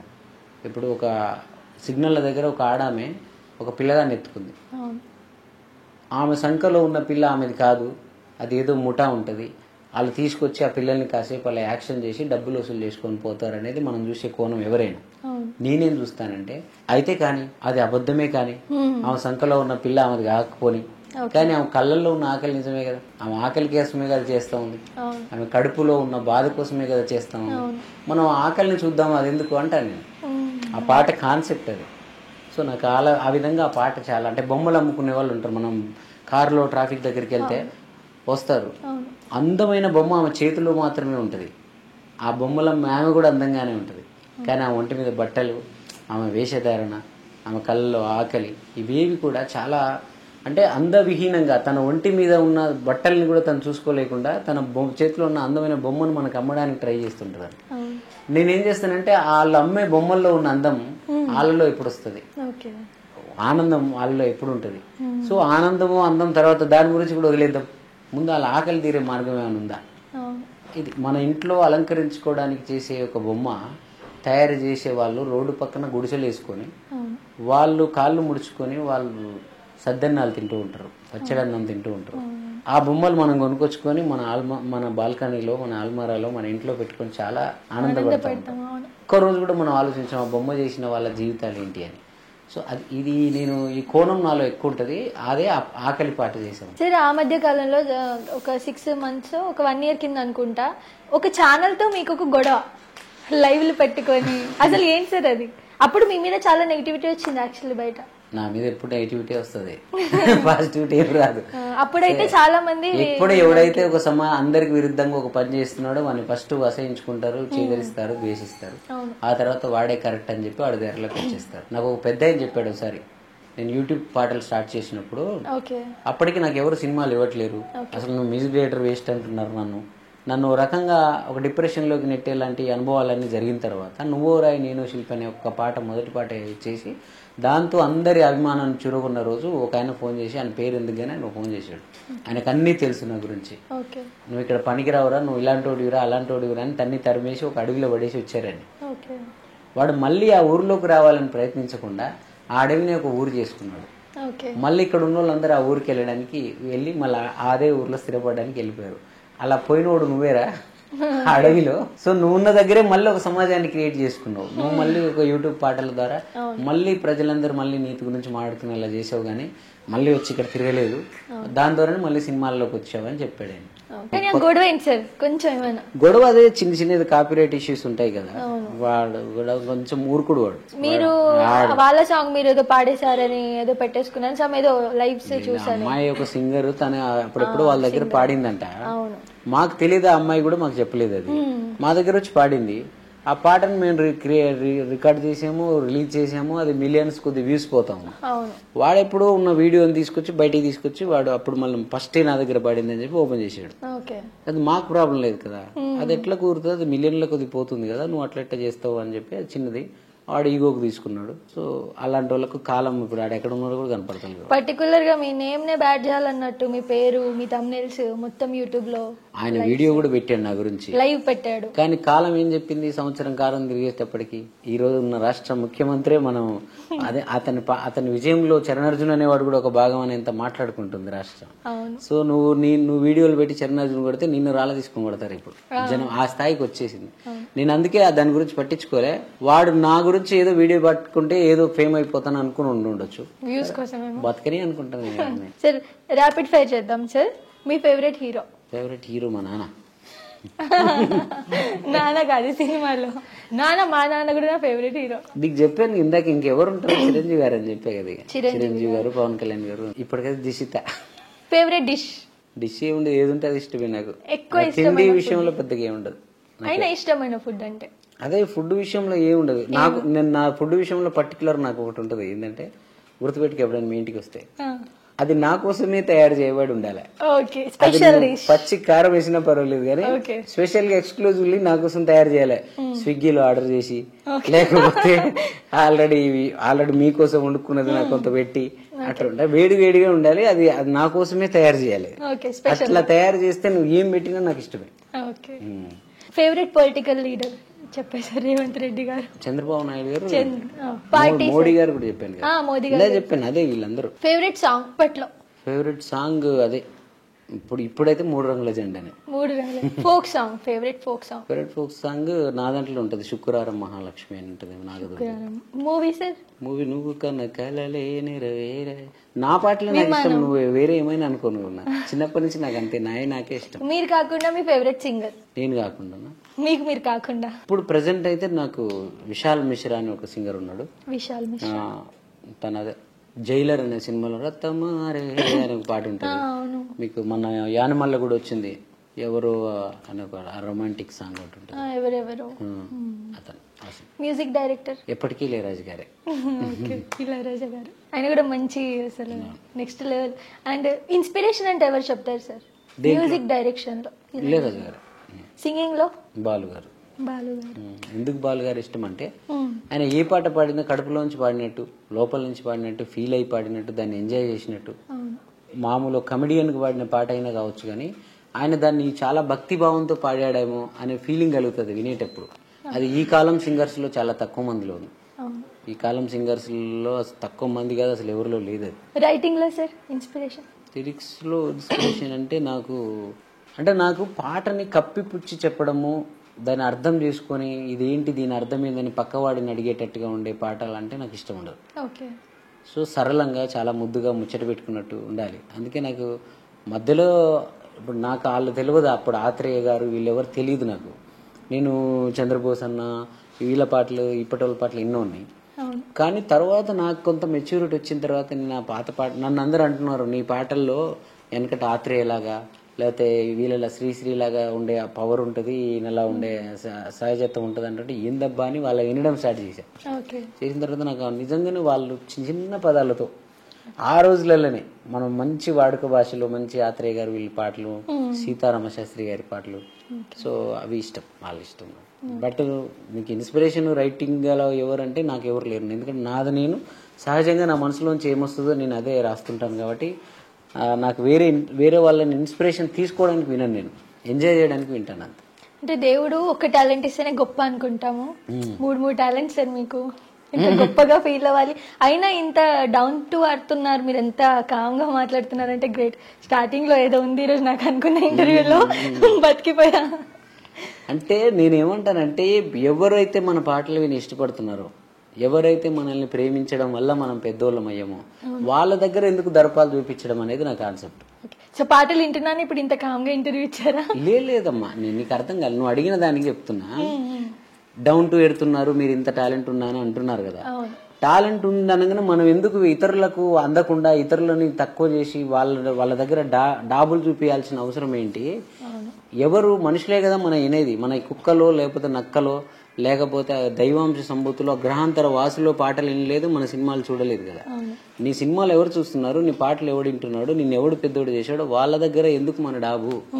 సార్ గౌశాలకు సంబంధించి కూడా ఒక మూవీ ఏదో రాబోతుందన్నారు, ఏంటి సార్ అది? గోశాల అంటే యుగ తులసి ఫౌండేషన్ అని శివకుమార్ అన్న అంటారు, నాకు బాగా ఆత్మీయులు, నా సొంత అన్న లెక్క ఉంటారు ఆయన. సో ఆయనకు కరోనా టైంలో కూడా అన్న ఎప్పుడు ఒక పాట కావాలని కోరుకున్నా కూడా నువ్వు నేను శిల్పి పాటకైనా బాగా దాన్ని కనెక్ట్ అయిపోయి, చరణ్ అయితే నేను అనుకునే ఎమోషన్ ని ప్రజలకు రీచ్ చేస్తాడు అని చెప్పి నన్ను అడిగితే, అంటే నేను ఆయనలో ఒక పరిపూర్ణమైన ఒక ప్యూరిటీ ఉన్నప్పుడు నేను ఏదైతే నీకు చెప్పాను మనుషుల్ని కలప, ఆయన జంతువుల మీద ఇష్టం, ఆయనకి ఆవుల మీద ఇష్టం. అంటే నేను మనుషుల్ని ఎలా ఇష్టపడుతున్నాను ఆయన ఆవుల్ని ఇష్టపడతాడు, జంతువులు దానికి రక్షణ కోసం పోరాడుతూ ఉంటాడు. అంటే ఇవన్నీ మనం సినిమాల్లో హీరోలు లేకపోతే ఇంకేదో చరిత్రలో పుస్తకాల్లో చదువుతుంటాం, లైవ్ గా చాలా తక్కువ మంది కలుస్తుంటూ ఉంటారేమో భూమి మీద, నాకు తెలియని చాలా మంది ఉండొచ్చు గొప్పవాళ్ళు. బట్ నాకు కనపడ్డాలలో నాకు శివకుమార్ అన్నలు ఎంత గొప్పతనం అంటే, ఈ రోజు భూమి ఒక గజం భూమి కోసం కూడా ప్రాణాలు తీసుకున్న మనుషులు ఉంటారు. తనకున్న 3 ఎకరాల భూమిని మొత్తం గోవులకు కేటాయించేసి, నేను గోశాలకు వెళ్ళి చూశాను, ఎక్కడ గోవుకు అన్యాయం జరుగుతుందంటే అవతల ఎంత పెద్దోళ్ళు ఉన్నారు, దానివల్ల దానికి ఏం ప్రమాదం వస్తుంది ఏమీ ఆలోచించకుండా తను వెళ్ళిపోయి ఆ గోవుని తీసుకొచ్చి దాన్ని చాలా భద్రంగా తన గోశాలలో పెట్టుకొని ఆ దాంట్లోనే అని చూస్తే నేను చాలా ఇన్స్పైర్ అయ్యి అన్న నాకు చెప్పినప్పుడు, నేను ఈ మధ్య చూశాను, అంతకుముందు ఆయన చెప్తుంటే విన్నానంతే, విన్నప్పుడు నేను నమ్మాను. అది నేను నమ్మిన దానికన్నా ఎక్కువ ఉంది అక్కడికి వెళ్ళి చూస్తే, గోశాలకు వెళ్ళి మనం చూసాం. సో ఆయన ఏం చేశాడంటే, ఇది నేను ఎంత పోరాడినా నేనేదో చిన్న చిన్న వరకే రీచ్ అవుతున్నాను, ఒక పాట చేసినా కూడా కొంతవరకు వెళ్తుంది, ఒక సినిమా చేయాలి దీన్ని ఒక కథగా చూసి అంటే ఒక మంచి దర్శకుడిని సెలెక్ట్ చేసి అన్ని నా బాధ్యతలు నా మీద పెట్టాడు. పెడితే నేనే ధనరాజ్ అన్నప్పుడు డైరెక్టర్ని పెట్టి స్క్రిప్ట్ వర్క్ జరుగుతూ ఉంది. సో మేము ఏంటంటే దాంట్లో గోవు మనకి అది ఒక కమర్షియల్ సినిమానే, మళ్ళీ అలాగని ఏదో మనం నీతులు అవి చెప్పే చాదస్తం సినిమాలు ఏం కాదు, కమర్షియల్ సినిమాలో బ్లెండ్ చేశాం గోవుని. సో దానికి మంచి మ్యూజిక్ సిట్టింగ్స్ కూడా అవుతున్నాయి, ఒక పక్క స్క్రిప్ట్ అవుతుంది. ఆ అన్న చేసే ఆ ధర్మకార్యాన్ని మనం మనకున్న ప్రొఫెషన్లో మనం అన్నీ చేయలేము. అందుకే నేను నా పాట ద్వారా నేను అలా చేసే వాళ్ళకి నేను ఆయుధం అవుతున్నాను. ఇందాక చెప్పాను, ఎవరైనా యుద్ధంలో పోరాడే యోధుడికి ఆయుధంలా ఉండడం ఇష్టం అన్నా, ఆ గోవుని కాపాడడానికి శివకుమార్ అన్న చేసే యుద్ధంలో నేను నా పాటని ఆయుధంగా మార్చాను ఇన్ని రోజులు. ఇప్పుడు సినిమాని కూడా ఆయుధంగా మార్చిపోతున్నా. సో ఆ సినిమా మీ అందరూ కూడా అదే నా పాటలకు ఎట్టయితే కనెక్ట్ అయ్యారు, ఆ సినిమా వాళ్ళు డైరెక్టర్ మంచిగా తీసి ఆ అన్న సంకల్పంలో ఇదొక గొప్ప సంకల్పం అయ్యి అది పెద్దగా అయ్యి రేపు ఇంకా దాన్ని ఇంకా పెద్ద స్థాయిలో విస్తరించే అంత బలం ఆ సినిమా ద్వారా వస్తుందని నేనైతే గట్టిగా నమ్ముతున్నా. ఆయన సంకల్పం కూడా అంత గొప్పది. సరే, ఈ మధ్య వెస్టర్న్ సినిమాసే వస్తున్నాయి ఎక్కువ, అన్ని అంటే డిజిటల్లో చూసుకుందాం, చిన్న చిన్న బట్టలు, ఆ డైలాగ్స్, యానిమల్ లో చూసుకోండి. కానీ ఇప్పుడున్న కాలంలో అందరు వాటికి అడిక్ట్ అవుతుంటే బలగం అని ఒక సినిమా వచ్చింది. ఫస్ట్ డే సెకండ్ అసలు ఎవరు ఇష్టపడలేదు చూడడానికి కూడా. తర్వాత అది చూసి దాన్ని అర్థం చేసుకున్నాక ఒక రియల్ విలేజ్ లో ఎలా ఉంటుంది, ఎలా జరుగుతుంది, అసలు ఆ అల్లుడు నిజంగానే అలా చేస్తాడు బొక్క కోసం గొడవలు కానివ్వండి, బావ మర్దల్లది అంతా కూడా అంత పర్ఫెక్ట్ గా చూపించి హిట్ కొట్టారు వేణు గారు. సో అలాంటి సినిమాలు వస్తే మంచిదని అనుకున్నారా? మన తెలుగు భాషని వాళ్ళు చూపిస్తున్నారు. ఇప్పుడు అది గోశాల అనే సినిమా లాంటిది, లగ్గం సినిమా లాంటిది, సో వస్తాయి. కానీ మన దురదృష్టం ఏంటంటే ఇప్పుడు ఒక షాప్ లో నేను వెళ్ళి ఒక డ్రెస్ కొనుక్కున్నాం, మనం వేసుకుంటే అది మామూలు షర్ట్ అయిపోయింది. అది ఒక పెద్ద క్రికెటర్ లేదా స్టార్ హీరోనే వేసుకుంటే దాని రేట్ కంటే ఆయన వేసుకున్నాడు కాబట్టి దాన్ని వేలంలో వేస్తే అది కోట్లలో వలుకుతుంది. నేను కొంటే నువ్వు వేసుకుంటే అది మామూలు షర్టే, వాళ్ళు వేసుకుంటే అది పెద్ద షర్ట్ అయిపోయింది. సో అదే అందుకే ఇప్పుడు మీరు బలగం గురించి చెప్పారు, కానీ అక్కడ దిల్ రాజు గారు లేకుండా ఉంటే అదే బలగం సినిమా. నీకు నాకు అసలు బలగం ఎప్పుడు వచ్చింది, బలగం అంట నేను, నువ్వు అడిగితే అయితే నేను అడిగితే నువ్వు అంటావు. సో అంటే ఒక మంచి విషయం కూడా ఒక పెద్దోడు చెప్పాల్సిన పరిస్థితులు ఉన్నాయి ఇప్పుడు. సో అందుకని దాని ప్రమోషన్ ప్రజలు అట్లా ఫిక్స్ అయిపోయారు. కాబట్టి మనం అదొక్కటి దాటి మంచిది వస్తే తమిళ మలయాళ సినిమాలలో చిన్న చిన్న సినిమాలు కూడా ఎవ్వరో మనకు తెలియకుండా బ్లాక్ బస్టర్లు కొట్టేస్తారు వాళ్ళు. మన దగ్గర ఆ పరిస్థితి లేదు. అది ఇప్పుడిప్పుడు మారుతుందని అనుకుంటున్నాను. మారితే మాత్రం అద్భుతమైన కంటెంట్లు వస్తాయి మనకి. ఇప్పుడు మేము కూడా రేపు గోవింద సినిమా తీస్తాం కదా, మళ్ళీ ఆ సినిమాని మీ అందరికి చూపించాలంటే మళ్ళీ మేము ఒక పెద్దోళ్ళ చేతులు పెట్టాల్సిందే. నేను శివకుమార్ అన్న సరిపోం ఆ సినిమా మీ అందరికి చేర్చడానికి. ఒక పాటగా చేర్చడానికి నేను సరిపోతా. ఒక 5 నిమిషాల పాటగా అయితే చరణ్ అర్జున్ జిఎంసి అరే పాట ఏదో రిలీజ్ చేశారు, ఏదో అడౌట్ చేస్తే కొంచెం రీచ్ అవుతుంది.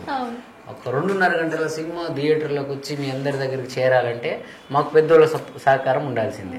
సో అదొక్కటి. దానివల్లనే చాలా మంది వెనకడుగేస్తున్నారు, మంచి కంటెంట్లు తీయలేకపోతున్నారు. సార్ అదే ఫ్యూచర్ లో డైరెక్షన్ ఏమన్నా ఇంట్రెస్ట్ ఉందా అని? నువ్వే ఇందాకన్నావు 3 ఉన్నాయన్నావు.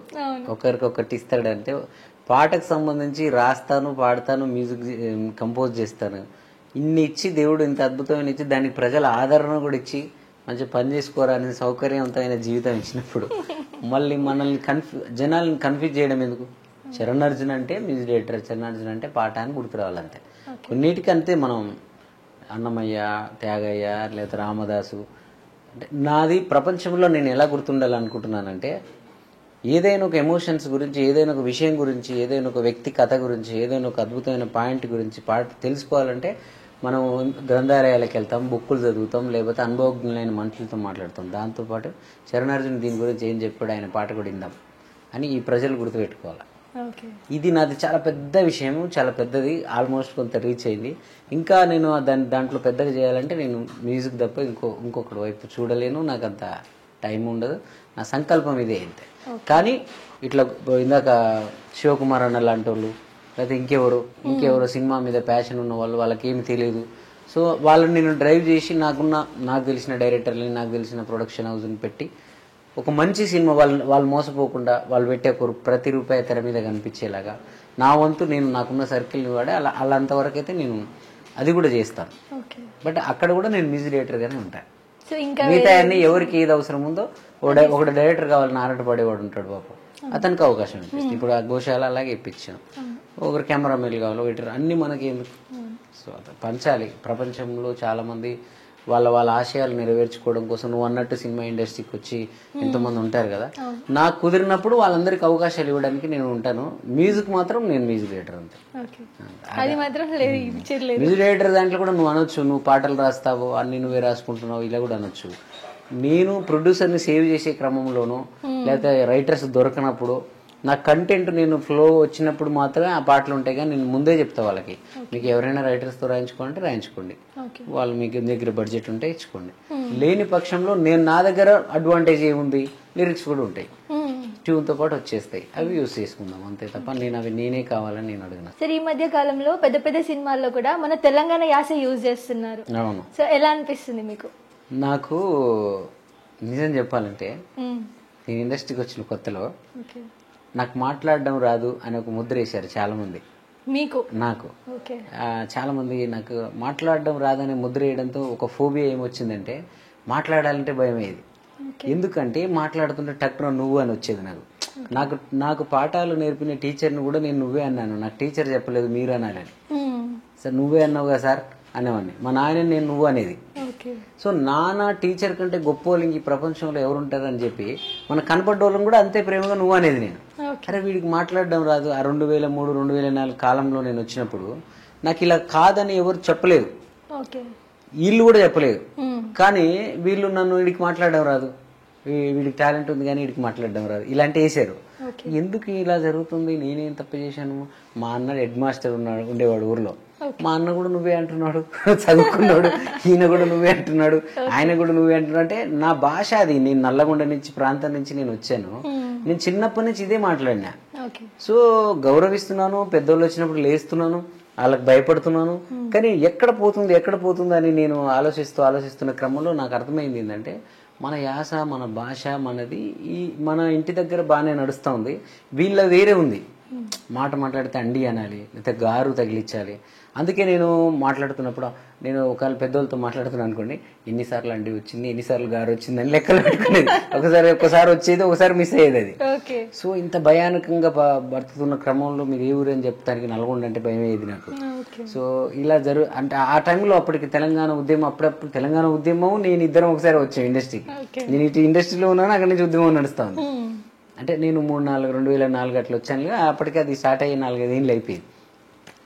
సో కాలక్రమంలో నేను ఎప్పుడైతే యూట్యూబ్ మొదలు పెట్టినానో, సినిమాకి వెళ్ళినప్పుడు నాకు కొన్ని లెక్కలు ఉండేవి. వాళ్ళు దాన్ని డిక్టేట్ చేస్తారు, మారుస్తారు. ఎప్పుడైతే నువ్వు రాయి నేను శిల్పి కంటే ముందు ఎట్టుండేరా ఊరు ఎట్టుండేరా వెనకట మన ఊరు ఎట్టుండేరా అని ఒక పాట ఉంది. అది లీక్ అయింది యాక్చువల్ మ్యూజిక్ చేయకుండానే. అక్కడ నాకు స్వేచ్ఛ లభించింది. అది అప్పటికి ఇంకా తెలంగాణ కల్చరు, తెలంగాణ సంస్కృతి, తెలంగాణ పాటలు ఏం పెద్దగా రావట్లేవు. నేను చెప్పేది ఎప్పుడైతే 2018 కాలంలో, అంటే తెలంగాణ వచ్చి 2-3 ఏళ్ళు అయిందంతే. సో ఆ సమయాలలో నాకు స్వేచ్ఛ దొరికింది. సో నాలో నేను ఎందుకు ఇండిపెండెంట్ గా సక్సెస్ అయ్యానంటే, చాలా మందికి అర్థం కాంది, సినిమాకి వెళ్ళినప్పుడు నాకు బౌండరీస్ ఉన్నాయి. సినిమాకి వెళ్ళినప్పుడు సినిమా పాటలో శంభో శివశంభో, డాన్లో ఇంత అందంగా ఉన్నావే, రచ్చలో డిల్లక్ పాట కావచ్చు, స్టైల్ సినిమాలో మెరుపై సాగరా ఇవన్నీ నేను రాసినవే. ఇవన్నీ నేను ఇండస్ట్రీకి వచ్చిన కొత్తలోనే మంచి అవకాశాలు అయితే నాకు ఇచ్చారు, నేను బాగానే ఉన్నాను. కానీ నా మాట లేకపోతే ఏదో వాళ్ళకంత ఎక్కకపోయేది. నేను కన్విన్సింగ్గా వాళ్ళని అంత సర్ప్రైజ్గా మాటల్లో చేయలేకపోయేవారు. సో ఎప్పుడైతే నాకు ఇండిపెండెంట్ వే దొరికిందో, నేనెందుకు ఇక్కడ పాలిష్డ్గా పాడాలి, పాలిష్డ్గా రాయాలి, నేనెందుకు దీనికి ఒక బౌండరీస్ గీయాలి, నేను చిన్నప్పటి నుంచి ఎలా ఉన్నానో, నేను ఎలా మాట్లాడుతున్నానో అదే పాటలు చెప్తే అయిపోద్ది కదా అన్న సెన్స్తోని నేను స్వచ్ఛందంగా నా మనసులో ఏమనిపించిందో దాన్ని ఎట్టుండేరా ఊరు నువ్వోరాయి నేను శిల్పి అన్నదమ్ముల పాటలో నువ్వు వలిస్తే, ఒక నిమిషం కూర్చుంటే ఒడిసే గొడవే మనది, ఒక నిమిషం కూర్చుంటే ఒడిసే గొడవే మనది, ఏమున్నది నీకు నాకు అంతటి క్రోధం. ఒడిసే గొడవే మనది అన్న పదాన్ని మనం ఎన్నడూ పాటల్లో వాడుండం. ఒడిసే అంటే ఒక నిమిషం కూర్చుంటే అయిపోయే గొడవ, క్లోజ్ అయ్యే గొడవ, పూర్తయ్యే గొడవ, పరిష్కారం అయ్యే గొడవ అసలు పుస్తక భాష. ఒడిసే గొడవ ఏందిరా నాయన అంటే, ఒడిసిపోతే ఏందన్నా నేను ఒక్కసారి కూర్చొని ఒడిసిపోతే ఏంది పెద్ద గొడవ, అదే నా మాట. నేను మా అన్నతో అంటే అదే అంట, మా తమ్ముడితో అంటే అదే అంట. పాటలో అదే పెట్టాను నేను. సో అక్కడి నుంచి ఆ పాటలు సక్సెస్ అవ్వడం, అలాగే అదే టైంలో సినిమాల్లో కూడా అలాంటి పాటలు హిట్ అవ్వడం, కాసర్ల శ్యామన్న కానీ ఇలాంటి వాళ్ళందరూ కూడా. సో ఆటోమేటిక్గా ప్రజలకి అదే పాపం వాళ్ళకు కూడా మన మీద కోపం కాదు, కక్ష కాదు. ఎప్పుడైతే అలవాటు అవ్వనప్పుడు, అది మనకు తెలియనప్పుడు అది ఒక వింతలాగానే అనిపిస్తుంది. ఎప్పుడైతే అది హిట్ అవ్వడం స్టార్ట్ అయిందో, ఎప్పుడైతే అవి జనాలకి రీచ్ అవ్వడం స్టార్ట్ అయిందో, వాటిని ఎంజాయ్ చేయడం మొదలైందో, ఇప్పుడు నువ్వు నమ్మవు, తెలంగాణ వాళ్ళకంటే ఆంధ్ర వాళ్ళే దాన్ని ఎక్కువ ఇష్టపడుతున్నారు. 3 రంగుల జెండా అనే పాటలాగా కావాలని, లేకపోతే ఈ పాటలాగా కావాలని, తెలంగాణలో హిట్ అయిన ఎన్నో సాంగ్స్ లాగా కావాలని మమ్మల్ని ఆంధ్ర వాళ్ళే ఎక్కువ పడుతున్నారు. నేను చేసే అన్ని సినిమాలలో ఇప్పుడు ఈవెన్ మీరు దీంట్లో చూస్తే విమానం సినిమాలో, ఆ సినిమాకి సంబంధించి జీ స్టూడియోస్ ప్రసాద్ గారు ఆంధ్రనే, కిరణ్ ఆంధ్రనే, శివప్రసాద్ డైరెక్టర్ ఆంధ్ర అతనే, అందరు ఆంధ్రులే. కానీ దాంట్లో నేను అడుగులోని మడతా చూస్తే పానమునికే వనిత అని ఉంటుంది. ఈ నడుములోని మడతా చూస్తే పానమునికే వనిత ఆమె అనసూయం చూసినప్పుడు వాళ్ళు దాన్ని ఎంజాయ్ చేశారు. ఇది ఈ పానమునికి అంటే మాకు తెలియదు, తీసేయని అనలే వాళ్ళు. అరే ఇది కొత్తగా ఉంది అని ఫీల్ అయ్యారు. ఆ రేలా పాటను కూడా నేను ఒక నల్గొండ వాడిగా, ఒక తెలంగాణ వాడిగా నాకు హ్యాపీ ఏంటంటే, ఇప్పుడు నేను ఎలాంటి ఏమంటారు దాన్ని, ఎలాంటి డిక్టేట్ ఓవర్ చేయకుండా, ఈ పదం ఇది వద్దు అనకుండా, నా లోపల ఏం హృదయం పొంగిందో, నా ఊరు, నా పల్లె, నా తెలంగాణలో నేను తిరిగిన, నేను చూసిన విషయాలన్నిటి నా లోపల నుంచి ఏమొస్తుందో దాన్ని యథావిధిగా, అది యూట్యూబ్ అయినా సినిమా అయినా నేను పాడుకునే స్వేచ్ఛ. అలా పాడుకుంటే ప్రాంతాలకు అతీతంగా దాన్ని ప్రజలందరూ తీసుకునే ఒక వాతావరణం వచ్చింది చూడు. ప్రజలందరూ ఎప్పుడు గొప్పలే, వాళ్ళకి తెలియదు అంతే. ఆంధ్రలో నా ఫ్యాన్స్ అమలాపురంలో ఉంటారు, ఎక్కడి నుంచో నూజివీడి నుంచి ఫోన్ చేస్తారు. సో నా పాటలు ఎక్కువ తెలంగాణ పదాలే ఉంటాయి ఎక్కువ. సో తెలంగాణ వాళ్ళు మాత్రమే వినాలి వాటిని, కానీ వాళ్ళెవరు అక్కడి నుంచి ఫోన్లు చేస్తుంటారు. ఓ రకంగా ఇది తెలంగాణ వచ్చిన దానికన్నా ఎక్కువ ఆనందం. తెలంగాణ పదాలని, తెలంగాణ పాటల్ని. ఇప్పుడు మొన్న ఒక పాట వచ్చింది దసరా సినిమాలో చూడండి, చెంకీలా అంగీలేసి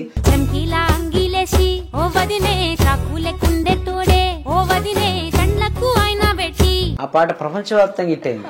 ఆ భాష మొత్తం తెలంగాణ, కాసర్ల శ్యామన్న మొత్తం తెలంగాణ రాశాడు దాన్ని. సో ఇంత కడుపులో ఇంత పోసి తాయి అంతడే అని అంటే ఆడపిల్లలందరూ ఇప్పుడు చాలా మంది నాకు తెలిసిన అమ్మాయిలు, నేను ఒక 10 ఏళ్ల క్రితం తెలంగాణ మాట్లాడాలంటే గారు అంటే ఎన్నిసార్లు వస్తుందని నేను భయపడ్డాను. నాకు తెలంగాణ స్లాంగ్ లో మాట్లాడడం గర్వంగా ఫీల్ అవుతూ అమ్మాయిలు నాకు దగ్గర మాట్లాడే వాళ్ళని నేను చాలా మంది చూసిన. నాకు తెలంగాణ మాట్లాడడం వచ్చు తెలుసా అంటుంటారు. మా సింగర్స్ వస్తారు కదా పాప వాళ్ళు అందరూ ఉంటారు, సార్ నేను తెలంగాణ స్లాంగ్ లో బాగా పాడతాను సార్, నన్ను పిలవండి సార్ అంటారు వాళ్ళు. అంటే వాళ్ళు మాట్లాడుకునే భాష కూడా తెలంగాణ లాగానే వస్తుంది. ఈ విషయంలో మాత్రం మనం కేసీఆర్ గారికి, రేవంత్ అన్నకి ఈ తెలంగాణ స్లాంగ్ని, తెలంగాణ మాటని, ఇప్పుడు రేవంత్ అన్న మాట్లాడుతుంటే కూడా ఇంటి దగ్గర ఎవరో పటేలో, పొలం కాడ ఎవరో పటేలు ఏదో పంచాయతీ చేస్తున్నట్టే అనిపిస్తుంది నాకు రేవంత్ అన్న మాట్లాడుతుంటే. ఏది ఈవెన్ అసెంబ్లీలో, ఈవెన్ సచివాలయంలో అధికారులతో మాట్లాడుతుంటే ఆయన చెప్పే విధానం, ఓ పటేలు ఏదో పంచాయతీ చేస్తుంటారు మా ఊర్లలో పంచాయతీలు అయితే ఏదో అయితే ఆ ఊరికి ఎవరైతే జర పెద్ద స్థానంలో ఉంటారో ఆయన కూర్చుంటాడు. ఆయన ఏం లేదా ఆ పిల్ల ఏమన్నదాట, మరి ఆ పిల్ల ఇట్లా ఇక ఆమె తప్పేం లేదు కానీ ఇక మరి ఆ పిల్లగాడు ఇట్లా చేసిండట, ఇక కొట్టుకోదు, ఇక సంసారం అన్నాక ఆయన వస్తూనే ఉంటాయి పోతూనే ఇట్లా మాట్లాడతాడు. సేమ్ ఇదే రేవంతన్న మాట్లాడతాడు. మళ్ళీ కేసీఆర్ గారు అయితే ఇంకా ఆయన చెప్పనలవే కాదు తెలంగాణ భాషకి. ఏందా అట్లా ఏందట మరి ఏం చెప్పరా ఇటు ఉంటుంది కదా ఆయనది.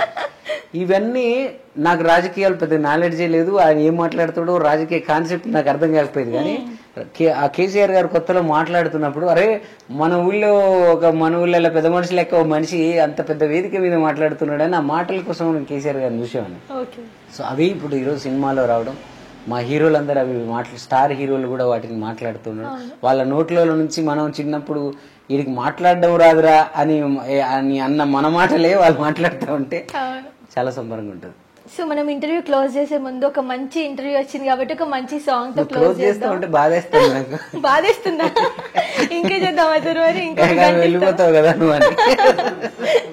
సో ఏంటంటే మీ ఫేవరెట్ సాంగ్ అన్నారు కదా, ఆఖరి సాంగ్ మీరు పాడిన వాటిలో, మీరు చేసిన వాటిలలో, సో ఆ సాంగ్ తో క్లోజ్ చేద్దాం. ఎక్కువ మంది వినాలని కోరిక ఆ పాట నాకు. Okay sir. ఆళ్ళు అమ్మే బొమ్మల్లో ఆనందాల సింబల్లో ఆళ్ళకెప్పుడు వస్తాయో సంబరాలు బతుకుల్లో, ఆళ్ళ ఆకలి చూపుల్లో అర్థమెవడికి కావాలో, నగర మురుకుల పరుగుల్లో నలిగిపోయే అన్యుల బతుకుల్లో, ఆనందాలు తరువాత ఆకలి తీరాలో ముందల ఆకలి తీరాలో. ఎవడి ఆకలి ఎవడు తీర్చునో మనిషి గొప్ప దేవుడు గొప్ప.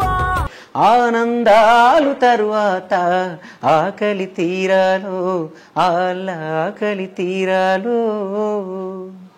బంగులాలో అలంకరణకై బొమ్మలెన్నో చేసే బతుకు, గుడిసెలో నా కాళ్ళు ముడుసుకొని మింగుతున్నది పచ్చడి మెతుకు. మనుషులేమో బండ్లు గట్టుకొని గుడికి పోతారు దేవుని కోసం, దేవుని ముందే కూసోని కొందరు ఎదురు చూస్తారు మనుషుల కోసం. అర్థమైందా నీకు? అర్థమైంది సార్. ఎవడి ఆకలి ఎవడు తీర్చునో మనిషి గొప్ప దేవుడు గొప్ప, ఏమన్నంటే నాస్తికుడంటారు ఎందుకిట్టని అడిగితే తప్ప. కులము మతము వర్గం వర్ణం లేనిదొకటే ఆకలి దూప, కుర్రవాడు ముసలి ముతక పొట్ట తిప్పలు ఎన్నని తెలుప. ఆకలి అంటే దేవుడు రా రూపున వస్తాడు, మనిషి తనం గమనిస్తాడు. ఆ కారణమేది అయినా ఆకలి తీర్చే గుణముంటే మనిషే దేవుడు అవుతాడు.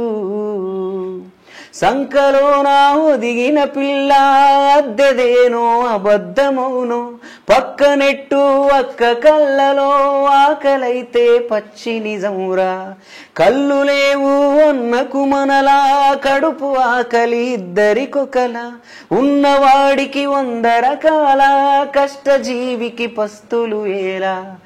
ఇల్లు వదిలి పిల్లలను వదిలి ఎల్లలే దాటెళ్ళిన వాళ్ళు మూటలేవి ఎత్తుకురారు, కేవలం అది ఆకలి పోరు.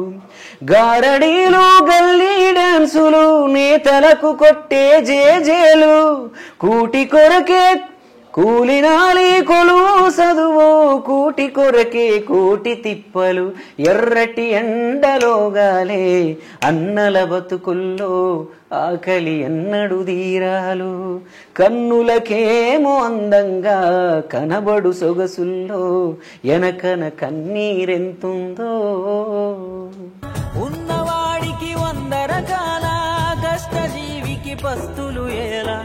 సూపర్ సార్, ఎంత బాగా పాడారు. అంటే అదొక ఫీలింగ్, అసలు కళ్ళల్లో ఆ ఫీలింగ్ దాంట్లో చెప్పిన అంశాలన్నీ నా మనసులో ఎప్పుడు మెదిలే ప్రశ్నలు అవి. చాలా బాగుంది నిజంగా. కన్నులకి అందంగా రోడ్డు మీద చాలా అందమైన మేకప్ వేసుకొని చాలా అందంగా అమ్మాయి పోతుంటే మనం కిటికీల్లోంచి అద్దాలు కిందకి తీసి నల్లగా అద్దాలు పెట్టుకుంటే అవి తీసి అబ్బా ఏముందిరా అని చూస్తాం. ఆ పిల్ల లోపల ఏం వేదన ఉందో నీకేమైనా తెలుసా? అది ఎందుకు పోతుందో, అది హైదరాబాద్ ఎందుకు వచ్చిందో, అమ్మ నాన్న వదిలేసి ఇది ఎందుకుందో. సో అలాగా ప్రతి వాళ్ళలో ఒక యుద్ధం ఫైట్ ఉంటుంది, అది మనం చూద్దాము. ఈ పాటలో చెప్పింది అది. నేతలకు జేజేలు కొడుతూ రోడ్డు మీద పోతాడు, అప్పుడు 100 మంది పోతుంటారు. ఆ 100 మంది రోజు 500 ఇస్తామంటే ఆడి ఇంటికి 500 తీసుకెళ్తేనే పూట గడపడం కోసం వాడు జేజే కొడుతున్నాడు. లోపల నిజంగా ఎవడికి కొడుతున్నాడో కూడా అడిగి తెలియదు. ఆ నేతలకు కొట్టే జేజేలు కూడా అది పొట్ట తిప్పలే. ఎల్లలు దాటి ఎక్కడికో వెళ్ళారు, వాళ్ళు డబ్బులు తెస్తారు. మనం ఫారిన్ నుంచి ఎవడో ఫోన్ చేస్తాడు, ఒక్కరోజు కూడా మనం ఫారిన్కి వెళ్ళినోడికి మనం ఫోన్ చేయం. వాడు కష్టపడి అది ఐఎస్డి కాల్, వాళ్ళు ఎన్నో డబ్బులు పడతా ఉంటాయి. వాడు ఫోన్ చేస్తే వాడు వచ్చేటప్పుడు మాకు ఏం తెస్తావు అడుగుతామని మనం. నువ్వు వచ్చేటప్పుడు మాకు ఏం గిఫ్ట్ తెస్తావు మాకు తెలియలేదు. ఆడ ఉన్నప్పుడు ఒక్కరం కూడా మాట్లాడమండి. వాడు ఆకలి, వాడు ఎందుకు పోయాడు? మూటలు ఎత్తుకురావడానికి పోలేదు, వాడు పొట్టదిప్పుల కోసం పోయాడు. కష్టపడి ఏదో సంపాదించుకుంటాడు. ఒక్కరోజున నువ్వు ఏం తిన్నావురా అని అడగం మనం, ఎట్లున్నావురా అని అడగం మనం. వాడు వచ్చే రోజు లిస్టులో పంపిస్తాం. మా పెద్దోళ్ళకేమో 5 ఇచ్చినవు, నీ అత్తగారు వాళ్ళకేమో 5 ఇచ్చినవు, మాకు తెచ్చినవా అని అలుగుతుంది. ఇలా ఒక్కనాడు ఏమో ఫోన్ చేసి ఆయనతో మాట్లాడి ఉండదు పాపం. సో ఈ సమాజంలో మనం చూడని చాలా ఉన్నాయి, మనం ఆలోచించాల్సినవి చాలా ఉన్నాయి. గుడి ముందల మనం ఎక్కడి నుంచో బండ్లు కట్టుకొని 100 కిలోమీటర్ల దూరం దేవుడి దగ్గర పోతుంటే ఆడు పొద్దున్నే వచ్చి ఆడ కూర్చొని ఇంకా మనుషులు రావట్లేడని వెయిట్ చేస్తూ ఉంటాడు. మరి ఆడు దేవుడి ముందే కూర్చున్నాడు, ఆయనకేం పని మనుషులతో? మనకు దేవుడితో పని. ఎవరు ఆకలి ఎవరు తీరుస్తున్నారు ఇక్కడ? సో ఇలాంటి అంశాలు, ఇలాంటి మదనాలు నాలో చాలా ఉంటాయి. అసలు వింటూనే ఉండాలనిపిస్తుంది సార్ చెప్తూ ఉంటే. చాలా బాగుంది సార్, నిజంగా మీ వర్డ్స్ చాలా ఇన్స్పిరేషనల్ గా ఉన్నాయి. మా ఇంటర్వ్యూ చూసాక కూడా చాలా మంది లైఫ్ అంటే ఏంటో తెలుసుకుంటారని అనుకున్నా, అండ్ మీతో ఇంటర్వ్యూ చేయడం నాకు చాలా గొప్పగా అనిపిస్తుంది. Thank you so much sir, అసలు మీ టైం ఇచ్చి ఇంతసేపు. మనం మాట్లాడుతుంటే, మన ఇద్దరం మాట్లాడుకుంటుంటే అదొక ఇంటర్వ్యూ లాగాను అలా బోర్గా ఫీల్ అవ్వడం వల్ల వాళ్ళు పక్కకి వెళ్ళిపోయి మంచి విషయాలు ఎక్కడ మిస్ అవుతారో సరదా అప్పుడప్పుడు చిన్న ఏదేసాను. నువ్వు సీరియస్ గా తీసుకోవద్దు. ఆడపిల్లలు అంటే చాలా రెస్పెక్ట్, చాలా గౌరవం. నీలాగా పోరాటం చేసి కష్టపడి ఏదో సాధించాలని వచ్చి ఈ రోజు అక్కడ కూర్చొని మమ్మల్ని ప్రశ్నలు అడిగే స్థాయికి వచ్చినందుకు నీకు హ్యాట్స్ ఆఫ్. సో ఇంకా మంచి స్థాయిలో మంచి గొప్పగా ఉండాలని కోరుకుంటున్నాను. Thank you. టాప్ తెలుగు ప్రేక్షకులందరూ కూడా మరొకసారి ఓపికగా ఇంటర్వ్యూ అంతా చూడండి. కొంచెం బోర్ కొట్టినా కూడా మధ్యలో మళ్ళీ ఫోన్ చూసుకొని మళ్ళీ ఇళ్ళకి రండి, మంచి విషయాలు ఉంటాయి మీకు. మనందరం కలిసి మంచి సమాజాన్ని, మనం సమాజంలో మంచిని పెంచడానికి ప్రయత్నం చేద్దాం. మనుషులు అనుకుంటే అన్నీ వచ్చాయి, అద్భుతాలన్నీ మనుషులు సృష్టించినవే. మంచి కొంచెం మిస్ అయిపోయిన విలువలను కూడా మనం తలుచుకుంటే మళ్ళీ పాత పునరావృతం అన్నీ చేయొచ్చు మనం. Thank you sir, thank you so much. Subscribe చేయండి. Please do subscribe to. Please like, share and subscribe to top Telugu TV. Top Telugu TV. Top Telugu TV.